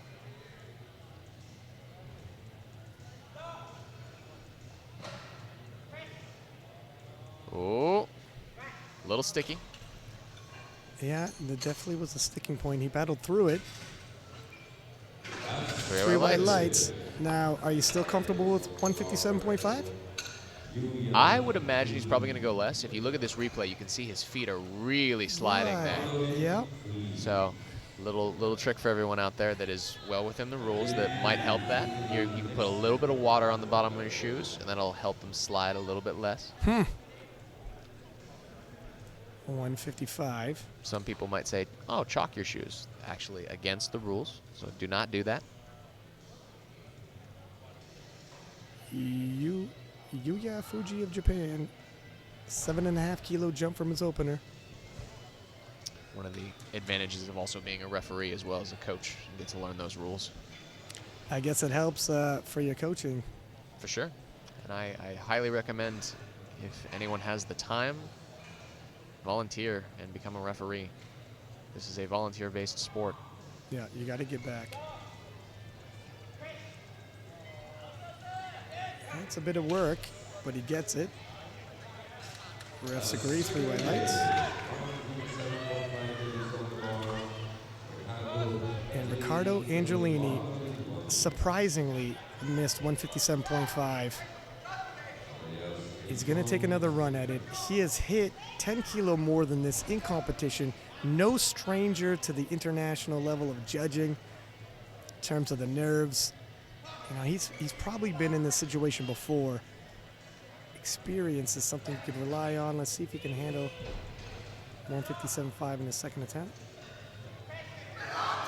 Oh, wow. Jeez. Stark difference. It makes you wonder. Yeah, I mean, you had said small things with a big setup like that. And look, he's all types of fired up. Small things in terms of the setup can make a big difference for that bar and its movement. And, yeah, maybe something small he felt we couldn't even see. Back on the board. And 165 is being loaded on the bar for Andreas Nilsson of Sweden. 5 kilo jump from his opener. Which is honestly surprising based upon how his opener moved. I don't know if just based on that, I actually probably would have gone 7 personally, but who knows? I'm not his coach.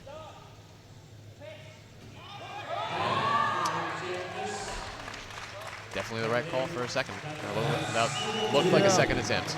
Yeah, I'd have to agree. Maybe they're used to seeing a drop-off from him. He does have one more attempt left to go. He always want a little bit of breathing room, and 170 loaded for the Ukrainian Vadim. Handled 165 in his opener. It's a kilo off his previous personal best. Based upon how his opener moved, should be no problem. Yeah.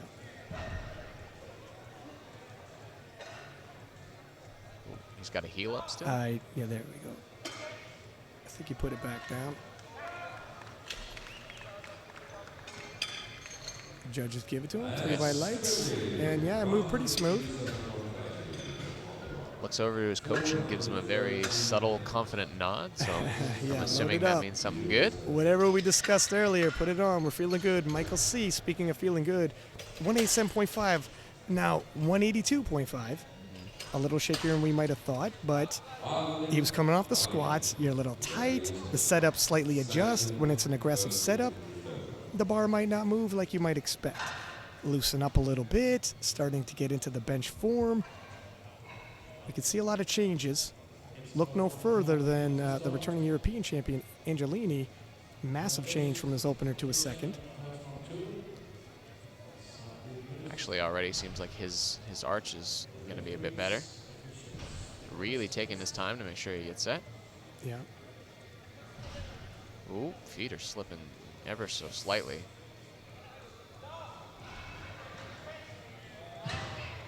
There we go.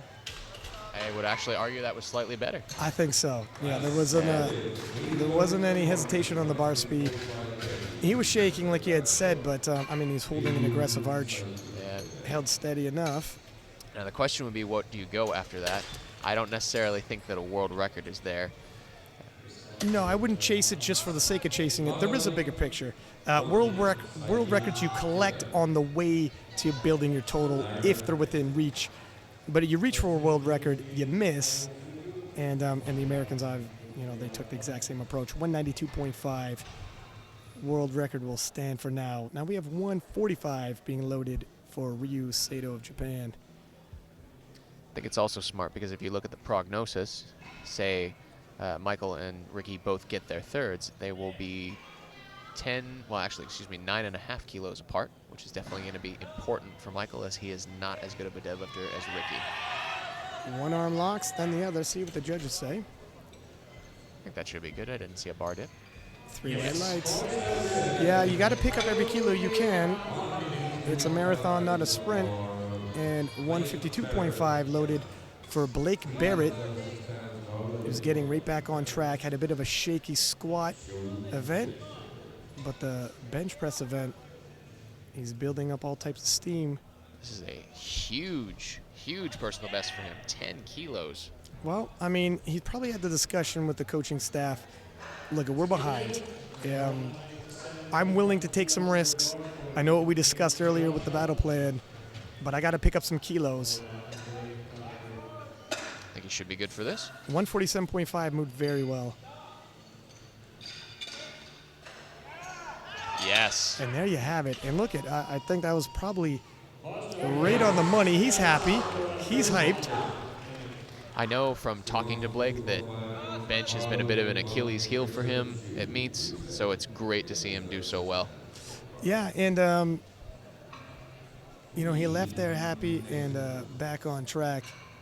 You need your confidence back because he needs some big pulls to cover some more ground.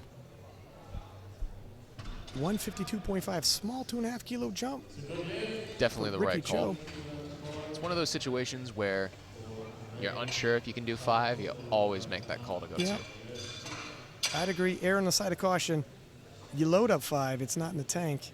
You're only moving forward with your 150. The race is far too close. It's the Price is Right mentality. Yeah. Bob Barker would be a hell of a handler. And there you go. That was actually arguably better than his second as well. There we go. Now the question is, will Michael make his third? Because if not, that gap is rather close. Especially with the gap in their deadlift openers. That's dangerous. Yeah. 157.5 loaded on the bar. Yuya Fuji of Japan. Another top contender here. Still currently slated third. Trying to get as many kilos on his total as he can. He also has, I believe, the second largest deadlift opener, so he'll also want to gain as many kilos as he can through the squat and bench. That's always the strategy as a coach when you're handling a deadlifter. Try to get them As 6 many for kilos, 6? yeah, Yeah. 6 for 6, as many kilos as possible. Yeah. You don't need to take the risks just yet and load the bar for your final finish. Oh, Just a little too much. that's one of those moments where you wish that you could take 1 kilo jumps. 162.5. Riccardo Angelini of Italy started off shaky, 157 and a half, and we were shocked with his opener. Came back, smashed it in the second attempt, and made you wonder, well, what happened with the opener? And moved up 5 kilo. Based off of his second attempt, I think he's going to take it with ease. Based off his first attempt, I think it's 50-50. Let's see. It's a little shaky there on the setup. Oh, yeah. Did he jump that command? Maybe. It was quick. Good Nope, lift. Good lift. Nope. And he's happy with it. And almost knocks his coach over. He's excited. He's fired up. Cannot blame him. 167 and a half loaded third attempt. Andreas Nilsson of Sweden. 2.5 kilo jump from his second attempt. I'd say that makes a lot of sense. That should be just hard enough. Yeah, he's hovering around 5 kilo more than his personal best. He hit a personal best in his second attempt, looking to extend that. This will also secure him a bench press medal if he gets it, as he's currently sitting in 4th. Should move him to 3rd. Whoa! And I think it paused, but I don't think it returned back down at all. Oh, and I don't know. He might have jumped that rack command. Oh, and he gets and it. he gets it. And Lucky. there's picking up a bronze medal in your home nation when your home nation's holding the world championships. He can only be happy with that. 172.5. Ukrainian Vadim had hit 170 in his second attempt. 2.5 kilo jump. All-time PR Yep. attempt. Kilo and a half over his previous best. And we can only assume this is a Ukrainian national record because 171 is his previous best. Unless, of course, someone else has taken it in the interim.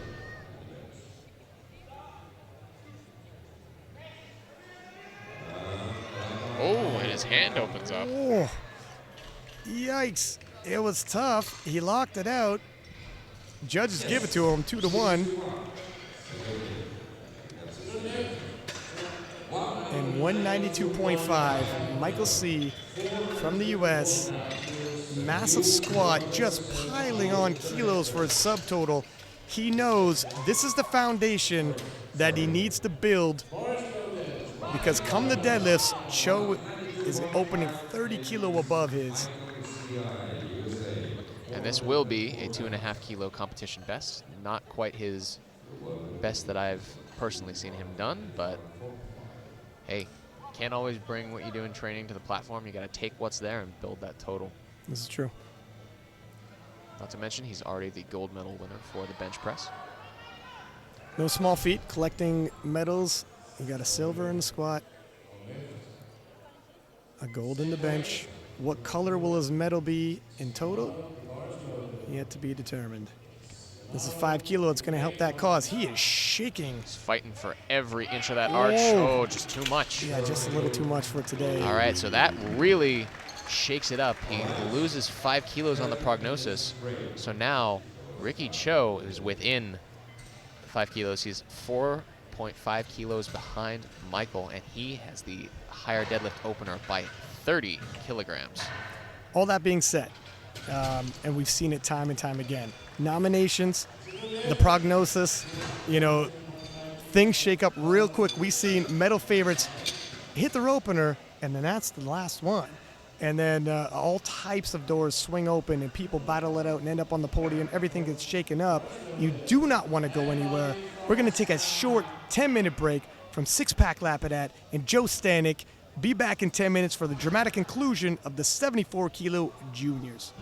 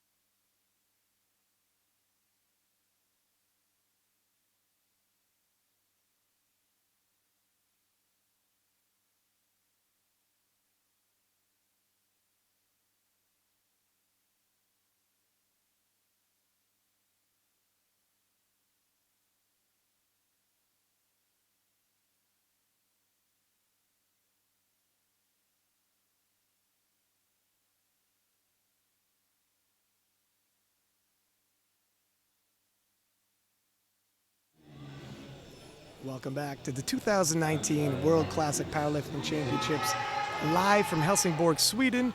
Six-pack Lapidette and Joe Stanek on Platform 1, where the 74-kilo juniors are battling out. We're picking up at the deadlift event, and we've seen some surprises. We've seen some world records fall.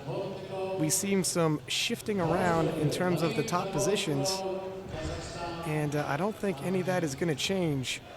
Could we see more deadlifts? You had told me earlier, Ricky Cho, who is a phenomenal squatter and took the squat world record, could possibly threaten in the deadlift world record as well. Yes, sir.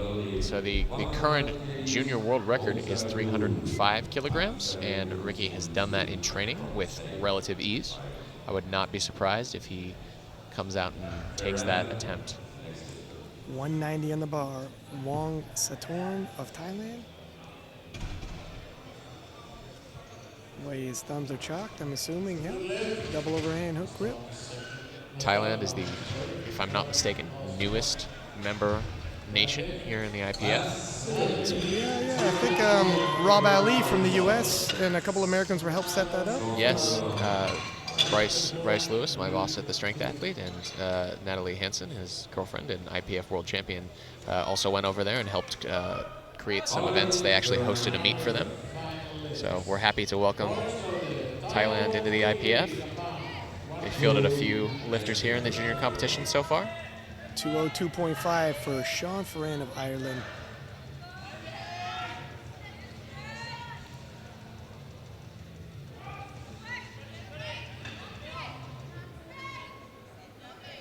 Smooth, easy, plenty left in the tank. Just securing your total. The nervous system gets really heavily taxed from a deadlift. You only got possibly one or two heavy ones in you, especially after a long day of lifting. You really got to pick your spots. What's your thought process in terms of picking attempts?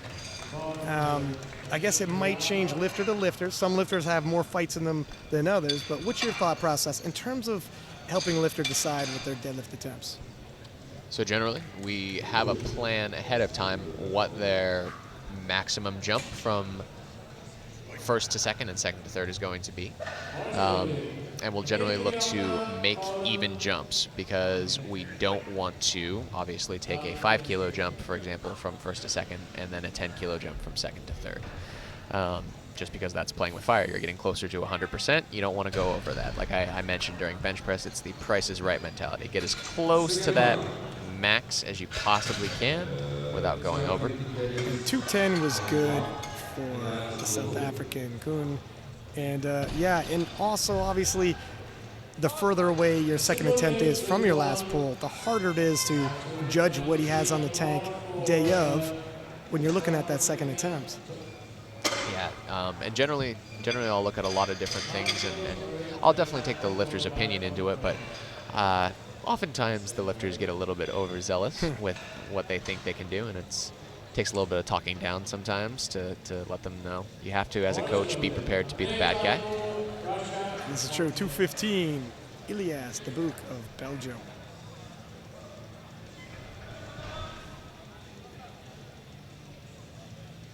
That was a pretty clean pull. Really good start. A couple subtle differences you'll see in some of these lifters. You might see, if they're a sumo puller, you might see them grip a little bit wider so as to avoid their thighs. Sometimes you'll see those pullers that are sumo pullers scrape on their thighs when they pull if they grip a little bit too close. So they'll like to add a little bit of range of motion to their pull in order to not have that little stick. 227.5. Klaus Kaufmann of Austria. You'll also, usually with the lightweight men, typically see more sumo deadlifts than conventional. There seems to be a linear relationship to the amount of conventional deadlifting to the weight class. Klaus rolling his eyes there. He did not like how that felt. Whoa, did he even wave off another attempt? We'll have to see. He was not happy with how that felt. Let me ask you a quick question, though, because the other day, for the first time I've seen, a thumbless deadlift. Really? No thumbs on the bar. I kid you not. And he took deadlift gold and pulled for a world record Thumbless. Yeah, Was Masters? in the Masters. And 230 on the bar, Roman. Ooh, all right. So, Ryan, you might remember this from last year. I really don't like it when lifters wear knee sleeves on the deadlift, particularly the sumo deadlift. Listen, I get it with the squat, the tension. You might feel a little bit of snug. It feels tighter when you hit the bottom of the hole. That's great. For the deadlift, there's a reason why there's no gnarling in certain spots and why there is gnarling at others. It's for grip. It's for friction.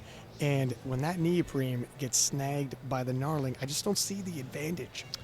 So I'm told by a lifter who's done it, it's because they have been called on soft knees, and having those knee sleeves on sort of disguises it a little bit. Well, so 240 will kick it down to the platform. E2 Kumpalainen of Finland. My answer, however, would be Nicely done there. Yep. you can correct that with technique. You know? Yeah. You don't want to throw a Band-Aid on there. You know, there's some simple cues. Flex your quads, put the hips through it. Yeah. You know, I've seen firsthand at the Worlds. I remember Tom Keene pulling it in the 74-kilo class. This was in the Masters. Missed his second attempt. The gnarling, you could hear scraping the knee sleeves. He went out back. Handler said, those are coming off.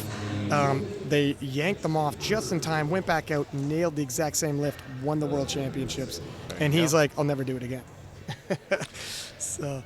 All right, so we have Nathan Sala from Great Britain. He is actually currently in the top 5 based on prognosis, despite being in the first flight.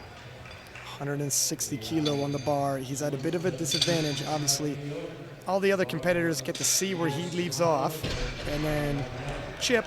Wow. If they want to bump ahead. That moved very well for him, and he looked happy. Yeah, he smiles. smiled, remember? They whoa, said he right. doesn't smile. Well, you're scouting. Someone's lying to you. Someone fed you bad information. He was smiling there, and now it's just the open. Yeah, I know. Let's see him when he hits a PR. Yeah. Something of note for him that you might also might take note of on some other lifters. You'll see a difference in belt positioning as well. He had a very high belt position. That's actually very typical of some of the lifters here in Sweden. I have noticed that, yeah. And then you'll see other lifters like this lifter from Thailand has quite a low belt position. Depending on your particular style, some people like a different belt position like that. I personally use a high belt position myself. It helps me to feel the tightness in my lats more. 205 on the bar. Wongsatorn of Thailand. 15-kilo jump. Opener moved well. Oh, so does the second attempt. Looked like he's got enough room to make a sizable jump for his third. As a coach, one of the things that I'm always watching for when I'm handling a sumo deadlifter is the speed of the lift off of the floor. That's typically the hardest point for a lot of sumo deadlifters.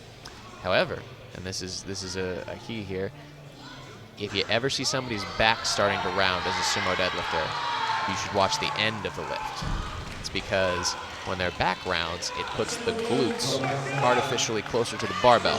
That allows you to break the bar from the floor easier, but as a result, you have to extend your spine to finish the lift, making the lockout slower. So if your sumo deadlift is slow at lockout, you should film some videos from the side in training.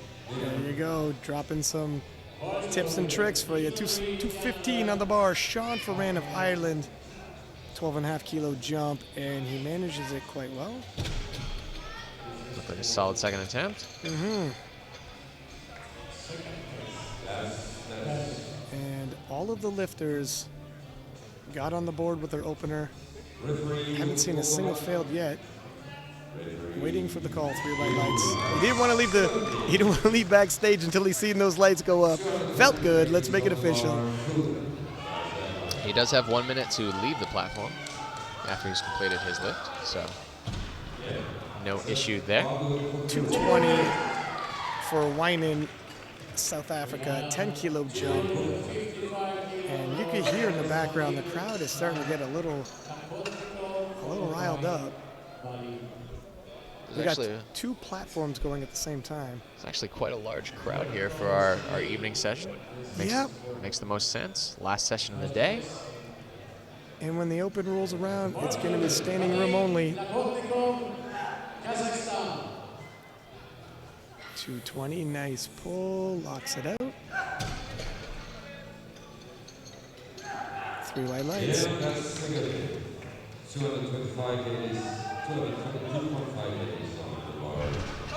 222.5.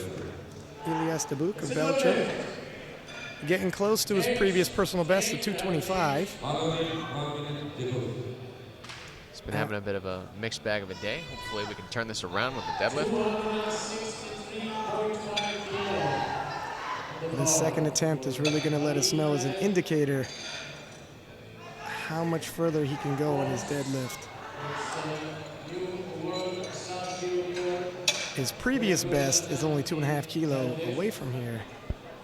That's a pretty small jump in the deadlift event.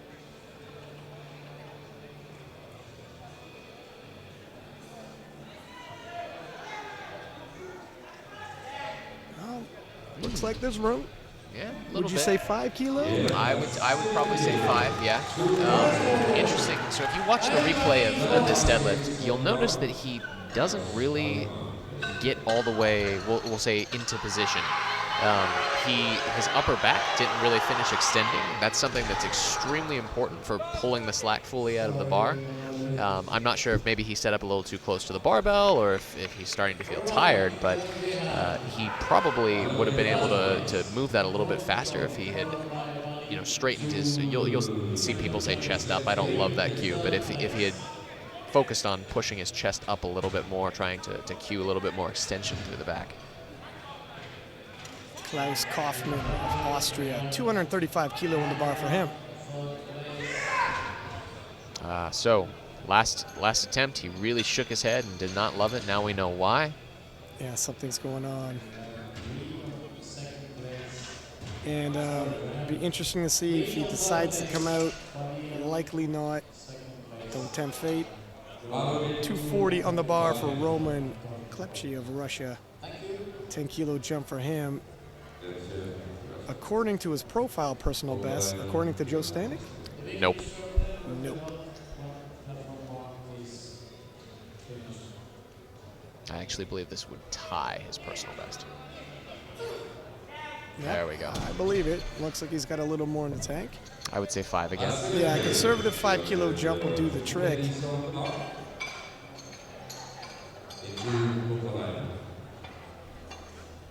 Pretty good so far in terms of made attempts. Only 1 miss so far. Yeah, and Kaufman, who missed, looks like he's dealing with an injury. 250 for Kumpalainen of Finland. And the energy that this young lifter has is incredible. I don't know how this late at night he has this energy level. Oh, when you're this young, you love your late nights.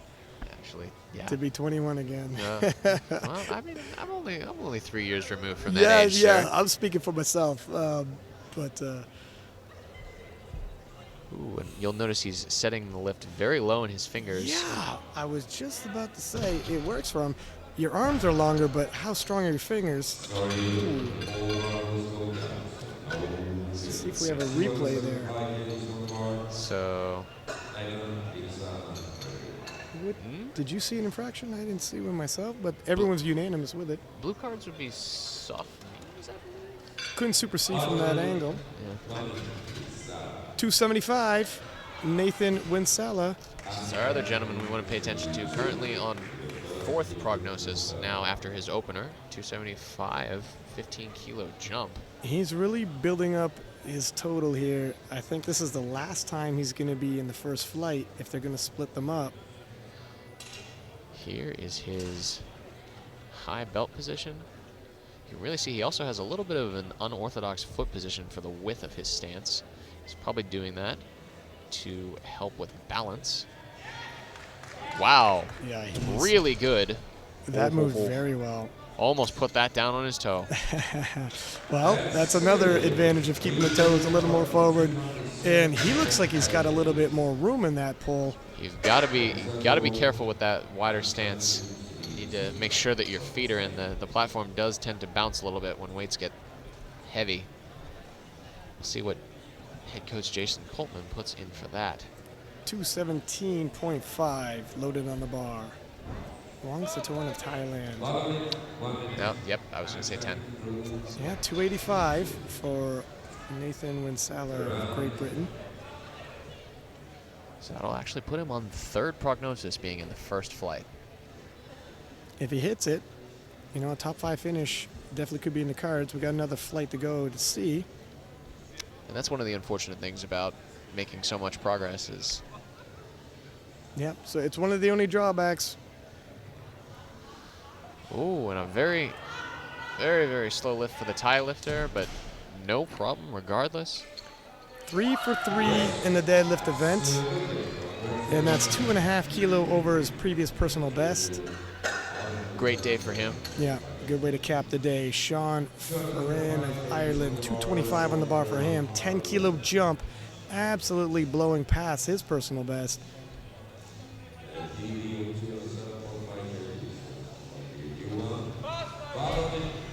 Bar is loaded. Another thing to keep in mind, we see the world record attempts being announced, you know, national records, regional records like Europeans and Asian records. We don't see these, and some of these lifts have some significance to the lifters and everyone else back home. A lot of them are national record holders.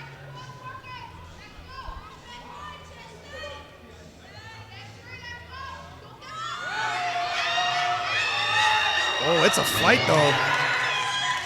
And the Fighting Irish, he locks it out. 3 white lights.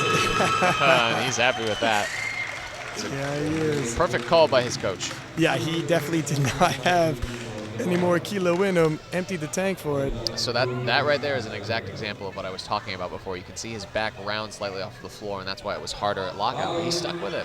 Yeah, he gutted it out. He wasn't going to let go of that lift until he reached the top. 227.5 for Winan of South Africa. 7.5 kilo jump, 2.5 kilo personal best. The legendary 500-pound deadlift. Yeah, it's a 500-pound deadlift and a 500 kilo total. Big milestones in any lifter's career. You bet. Be nice for him to cap his day.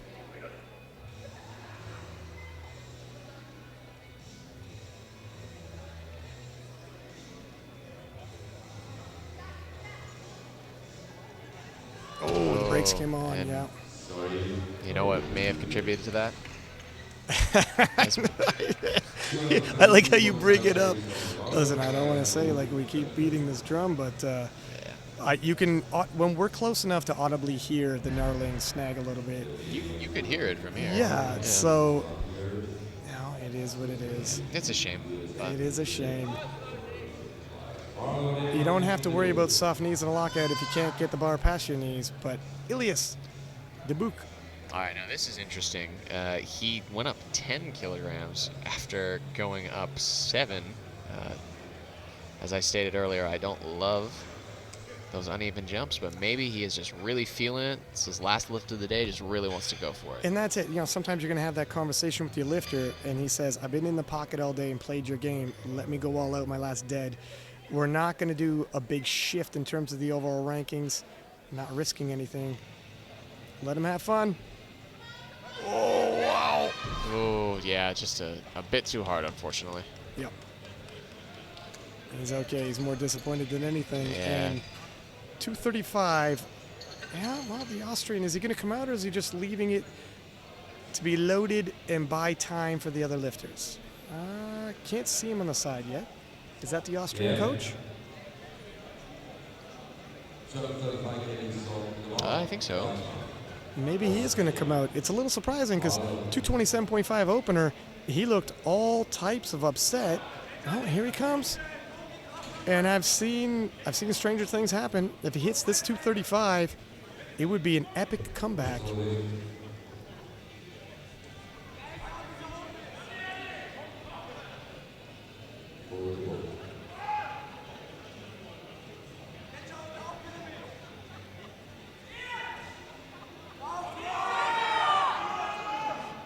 Oh, it's okay, but hats off to him for coming back out there. It takes a lot of guts. Leave it on the platform. You know, you could go home and you want to try your best. You got only so many attempts on the world stage. Sometimes you just want to use them all up. 250 loaded on the bar for Roman Klepchi of Russia. 10-kilo jump. He's been taking 10-kilo jumps throughout the deadlift event. And Joe, this will be a personal best for him. For sure. I do have to say this is a bit surprising. After his second, you'll recall the two of us said 5. Well, maybe he'll prove us wrong. Wouldn't be the first time for myself. Me either. Yeah, not just too much. 250 is going to stay on the bar. And the Finn will finish his day. He missed 250 with his second attempt. Itu Kumpalainen. All right, so 2 deadlifts left in our first flight. He has hit 250 previously. It wasn't at the Worlds. He's expended a lot of energy. It's one thing when you're the type of lifter to rile yourself up almost for every single lift. Maintaining that intensity for 9 lifts gets difficult. I don't know if he's as riled up as he was his second attempt. He's not, but that might be a good thing. Yeah, that's true. Oh, wow. Wow. He thinks he has it? The And judges he agree. does. There you go. Hey. There's that energy. There it is. It was there. It was just reserved. Sometimes you need that, though. I know if you get too excited, the technical errors that you can make can be... Especially for sumo, it's such a technically proficient lift. And 285, Nathan Winsala, massive squat.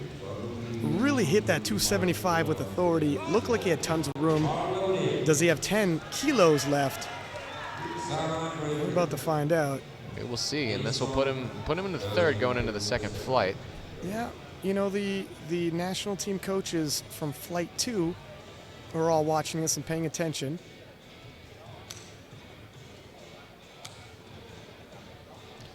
Another thing that I like about Nathan is that he's a lifter with a ritual. He's done the exact same thing every attempt. He's clicked his belt twice, he's rolled his feet, getting set.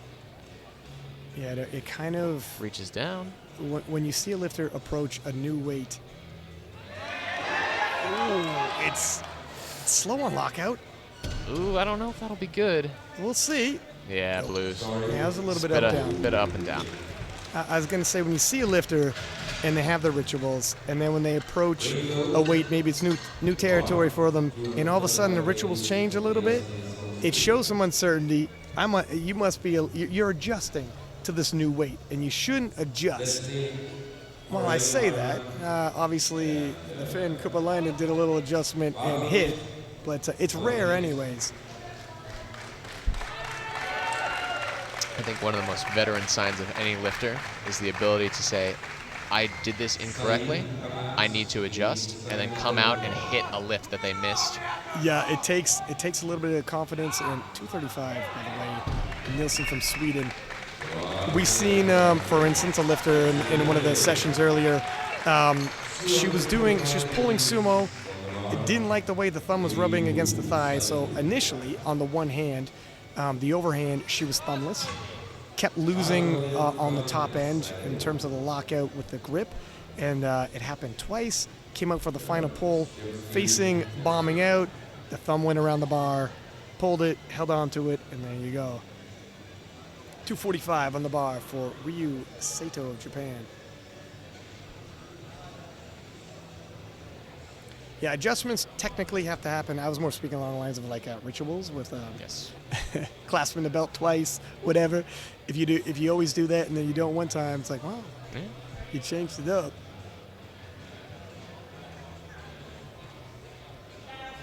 Nicely done. Might have been a little bit harder than I would have expected for an opener. Yeah, he doesn't look uber confident coming off the platform. 245. Vadim Yarzemski.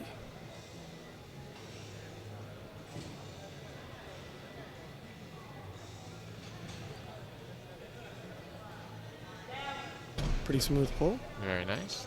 You'll see a lot of these lifters from Ukraine and Russia wearing Sambo shoes for deadlift. They're extremely flat leather shoes used for martial arts. Yeah.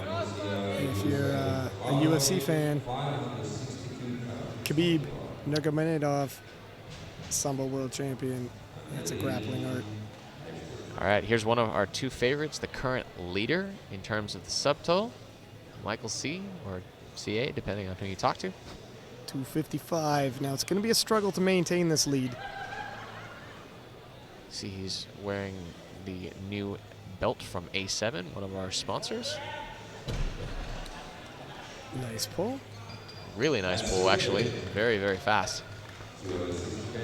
Wow, look at that replay. Yeah, he's got a lot more in the tank.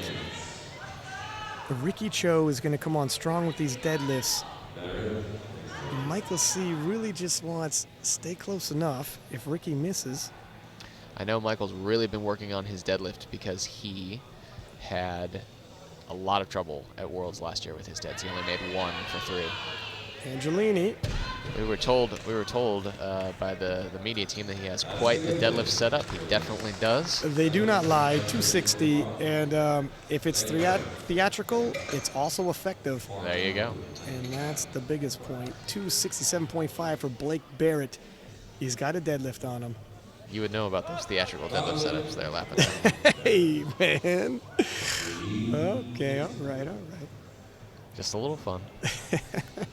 It's a little fun amongst friends. And Blake started off a little rough in the squat event, but picked up a lot of steam in the bench, looking to carry it through in the deadlifts. He's got a big pull on him. Training has gone well. What will he end up hitting? 267.5 should be a bit of an indicator. If this flies up. His best from Canadian Nuts is 280. I believe he's done 290 in training. We will see where he ends today. Moved well. Oh, wow. Yep, moved well. The Canadian National Championships, and he's happy with that. That's good.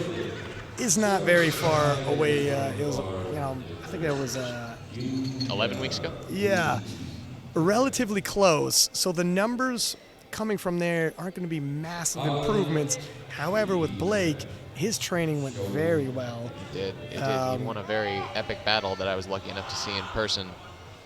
Yep. To win his right to be here, and then training leading to Worlds. So we'll see. And he's going to need it. 275 for Fuji of Japan.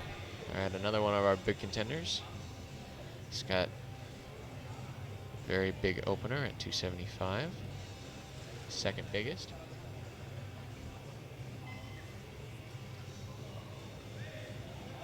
Whoa. A little untidy at the lockout. So, yeah. So he locked his knees very early in the pull, and because of that, he almost lost his balance. But was not able to lock out correctly. You need your shoulders back, your knees lock. You're kind of bent over in an awkward position. Here we go. Yeah, Ricky Cho, 285. Currently 15th based on subtotal, about to be headed into second place. Yeah, he's going to shoot up those rankings with a bullet, and this is really going to give us an indication if 305.5 for a world record is on the table and a chip to add. He's already got a chip on his total. It just forces everybody else to have to go up a full 2.5 kilo. It's kind of like a lot number advantage or a body weight advantage. Absolutely. Ricky is one of my favorite pullers to watch. You'll often hear people describe Olympic weightlifters as amazing to watch. His pull is quite pretty, if I do say so myself.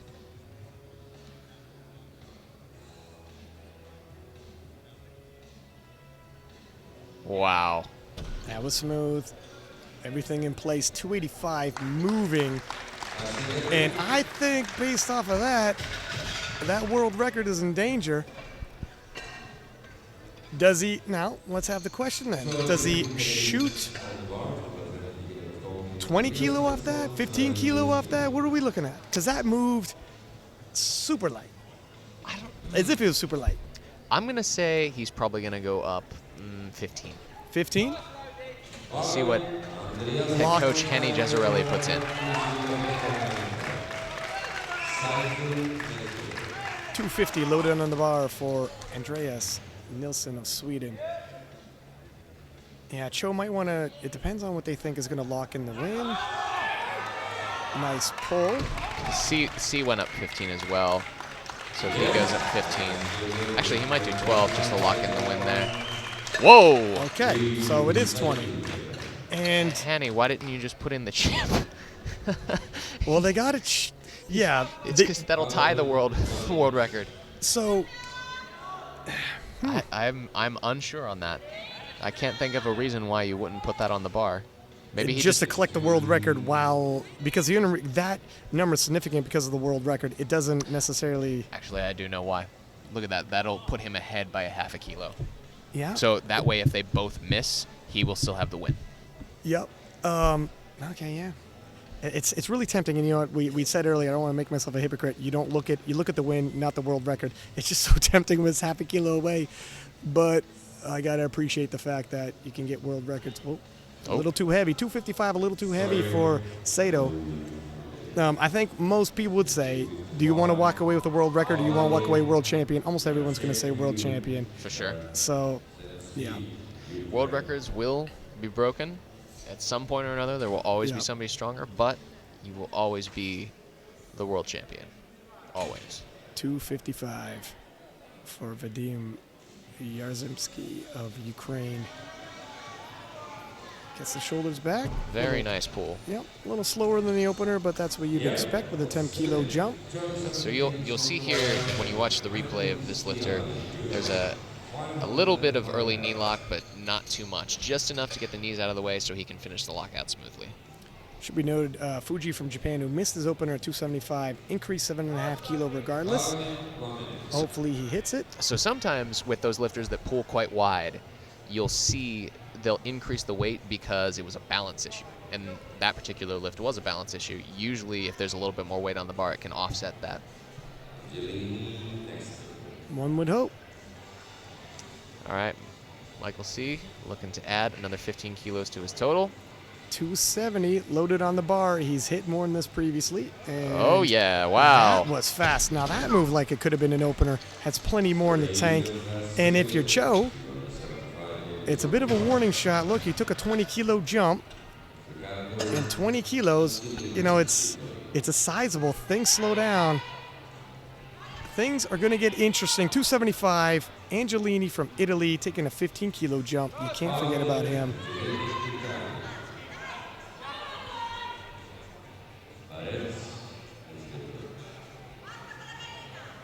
He's looking more and more like a lock on the podium. But things will change quickly if Fuji gets a deadlift in there. There's that. He's fired up. He is all types of fired up. And if Fuji wants to knock him off the podium, it's not going to be without a fight. 277.5, Blake Barrett. 10-kilo jump for him. I must say, I think it's actually a little low, honestly. I personally would have gone 12. Yeah, you know what? It depends. If you're telling yourself, I want a big pull in the end to try to shoot up the rankings, I need to conserve a little bit of energy for it. That's true. Yeah, it depends on the game plan. I also like compared to the squat and the bench in terms of percentage, I like a slightly lighter opener, just because it's at the end of the meet. Then I'll usually take a slightly bigger jump. So. Yeah, I'm game for the later opener for sure. And let's see how Blake handles this really well. So he's got a lot of room to spare. He's probably going to hang back, see what he thinks the pull he needs to jump ahead. Obviously, if Fuji continues to miss, that opens a door there. There's opportunity. Look at Blake started the day off on the wrong foot. He could finish his day in an entirely different scenario. 282.5 for Fuji of Japan. This extra wide stance, and one of the reasons he had those balance issues is that really out-toed positioning. Hopefully he's able to correct it. You know, you miss 275 on balance. You can't miss 282 on strength, or you're really backed in the corner. Ooh. That's, I mean, I hate to say it, but I've seen it. I understand the reasoning. Well, you missed 275. It's balanced. Not too worried, increased. But 282 might not be balanced anymore because it's heavier. And now the whole top end shuffles. You know, when Salah is his ranking, you know, there's a lot of shifting going on. You got to be careful. You're really rolling the dice when you haven't bought yourself an opener or anything on the board before you start gambling. 305 on the bar for Cho. Here we go. Ricky is looking to move himself into first place with this. He is whispering in the ear of that world record, just a chip away, but resisting temptation and hoping to lock in the win. And then after he does that, okay, possibly have a little fun and load up a world record. He just stared me straight in the face and nodded. Not sure what that means. What does that mean? What do you think? He knows he's ready. I got this. All right. Proof is in the pudding. Ricky Cho hoping to convince his teammate Michael C. Defend your silver and stop eyeing my gold.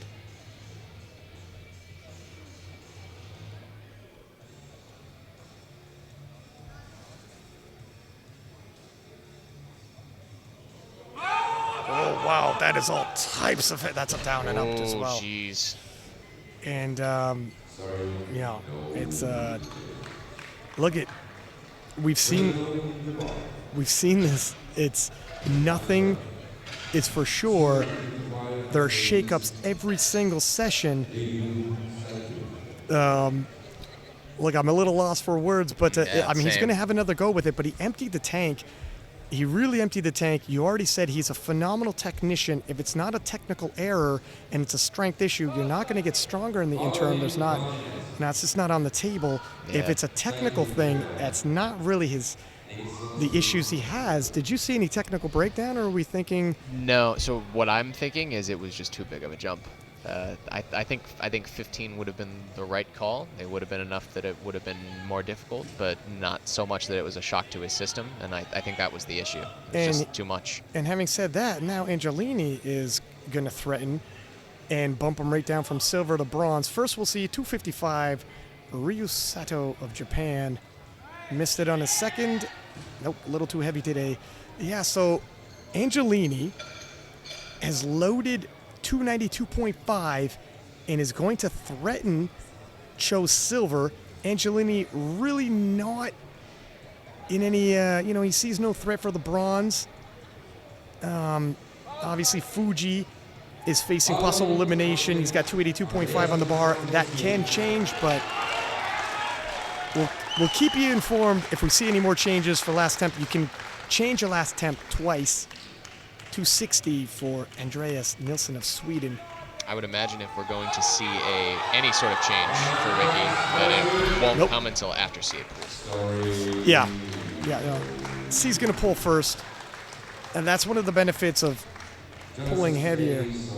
You can actually see assistant coach Bill McCarthy actually just changed Michael's third deadlift down 7.5, or down to a 7.5 kilo jump rather, which should be a lot more manageable than what he had put in originally.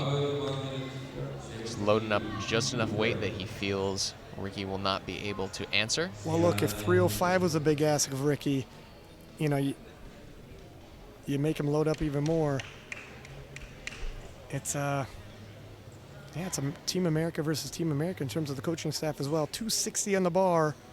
Vadim of the Ukraine. Oh, just a little too heavy day. We're having a lot of failures on the third attempts. Everybody's really emptied the tank, giving it their all. Here's 277.5. I would definitely expect changes. Yeah, because so if he gets it, he's going to force Cho to increase a further 5 kilo to 310. Is my math right? Right? Because he would. Michael would end off with 732.5, and 305 for Cho would only leave him 725.5. So that's 7 kilo there. Yeah. So look at, if 305 was heavy for Cho, then another 7 kilo on top of that would appear to be out of reach. So I think this half of Team USA is making the right call here. Stay within your means while pushing Cho beyond his. He's done his part. There we go. Looks smooth. Now we just wait and see. Three white lights. That, in my opinion, that should put him basically out of reach. We will see. You would think. I have seen some crazy things in this wild sport. So if he goes up 7.5, that would give him the win by half a kilo. Yeah, 7.5. There we go. So he'll need 312.5 for a new world record. Blake Barrett, 285 on the bar. It's a 5 kilo PR. It'll put him at 660. Turn his day around. He went 3 for 3 in the bench. He would love to go 3 for 3 in the deadlifts. Let's forget about the squats. And Ricky could also, if he wanted to, elect to just take the half kilo jump and try to defend his silver and also get a world record at the same time. It's a tough conversation. You don't want to rattle the lifter's confidence, but it's a realistic conversation, isn't it? It's Yes. probably a more realistic goal. At this point. You kind of got to throw it out there and see what the lifter says. But first, 285. This will put him, if temporarily, in first place. Gold medal for the deadlifts. Not bad way to end your day. Medal implications for Blake Barrett. And he can pull. Go, Blake. Nicely done. Wow. Nice pull. 3 Yes. white lights. Well done. You know what? Nearly, That moved very well, and that was a PR for him. Yeah, nearly tackles Canada coach Justin Reeson over there. He probably had a little in the tank, but you don't want to gamble and overshoot. He's temporarily in first place for the deadlift event. 285 on the bar. Fuji facing elimination. It's almost an all or nothing proposition.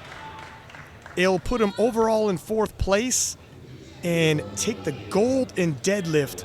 All comes down to one last pull. Couldn't be more dramatic for the Japanese. Nope. Just a little too much today. You know what? 282.5 and 285, it wouldn't have really mattered. You might as well throw it on. 292.5 for Angelini. His bronze medal is secure, risking nothing. You might as well load up enough to take that silver overall from Cho, should Cho once again miss 305. Looks like we got a little bit of blood on the bar, so there would be a bit of delay while they clean that off. Look at Angelini, he's pacing himself in the back. Look at how intense they are. He's so ready, and it doesn't look like Coach Hanny Giazzarelli is going to go and make a change at all. He's actually strategically waiting for This, Angelini. look at this is a huge PR if he can get it, but he's risking nothing. Might as well go for it, and he is amping up. Holy, huge. No. No. Henny's putting the change in. We will see what that will mean. What is it? Is it the world record in silver? Or is he going all in? Wowzers. I feel like this is only taking 3 seconds, but feels like 3 years. Oh, I know. Oh, Here we whoa, go. 312.5. They're going all in, ladies and gentlemen. All in. Yeah, we could settle for the silver in world, but what's nicer? The world record and the gold on his shield, sir.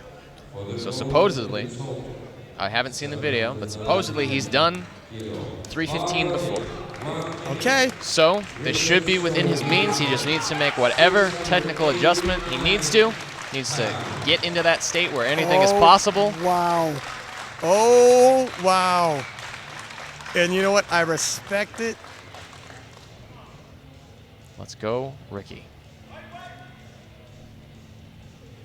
Talk about a dramatic conclusion. I don't know about you, Lapidat, but my heart is beating so fast. My friend, I'm clutching this table like it's going to get away from me.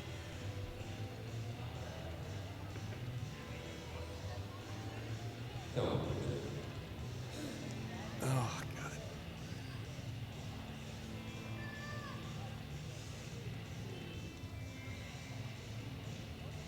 No. A little too much. You know what? I respect the fact he basically said, okay, I'm on the podium regardless, but with all due respect, I would like to pull for the win. This is the World Championships. This is my dream, and if that's the call he wants to make, it's up to him. So there you have it in a phenomenal battle. You know what? You had told me yesterday the 74 kilo juniors was going to be one, if not the most entertaining, definitely up there, and they delivered.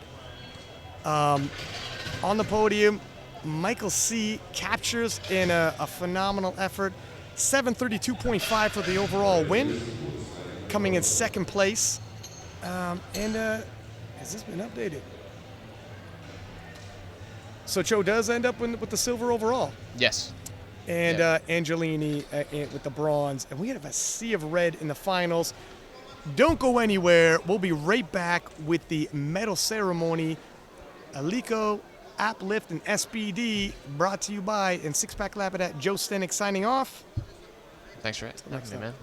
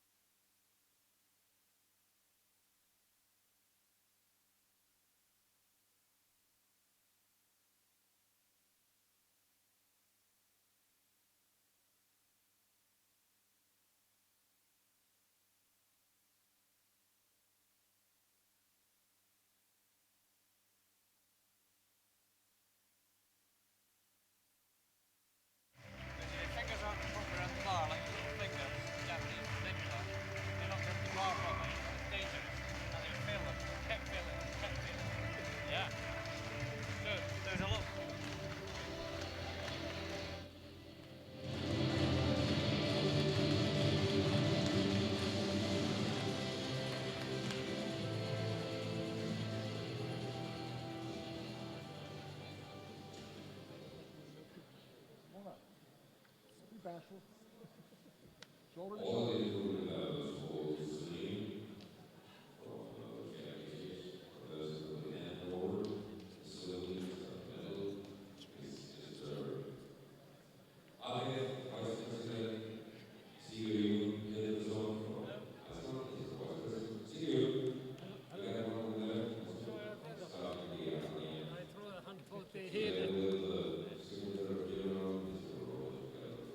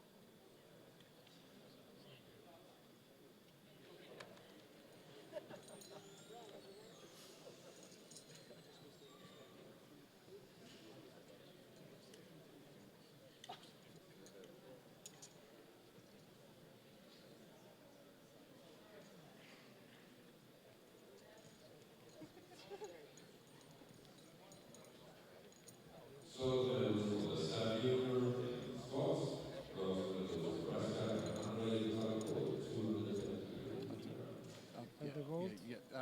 Gold Then Russia, we switch. Yeah. bronze medal,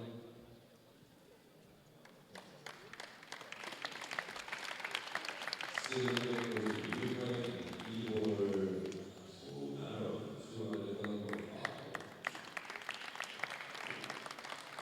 The gold medal was Kazakhstan, Milani, and 228. All these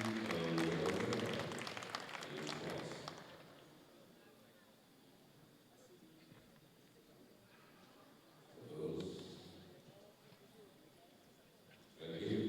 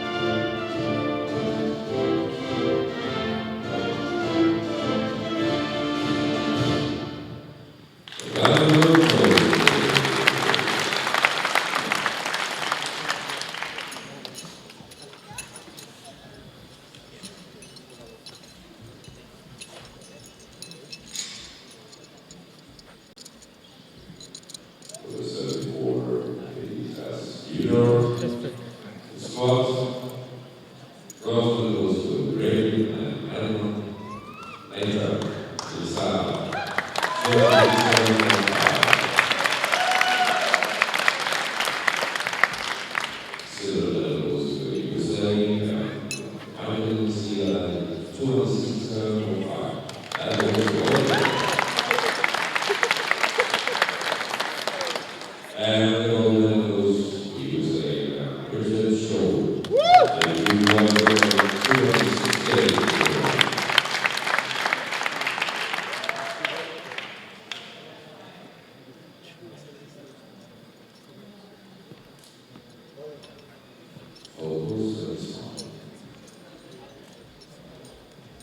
Thank you. All the masters. Bronze medal goes to the host country, Sweden, and Andreas Nilsson.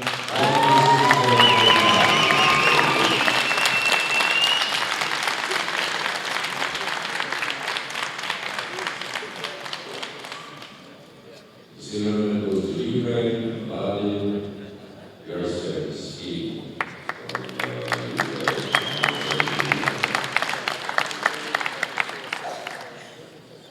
And the gold medal goes to USA, Michael C. from the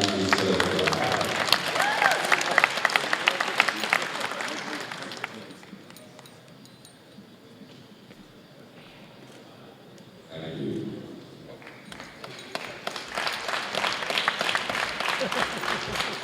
Deadlift. Bronze medal goes to USA, Michael C. from 277.5.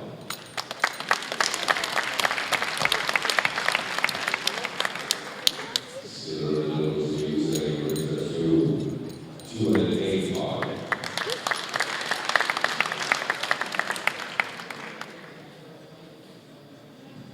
And the gold medal goes to Canada. Lake Earth, 285.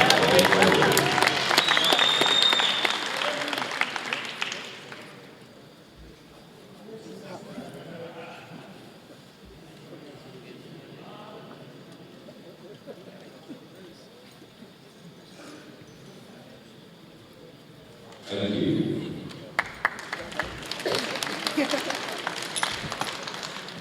And for the total, bronze medal goes to Italy and Riccardo Angelini.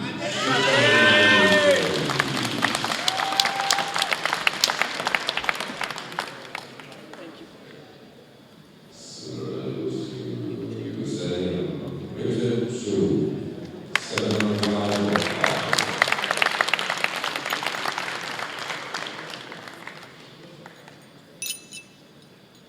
And the gold medal was champion for USA, Michael C. 708.5.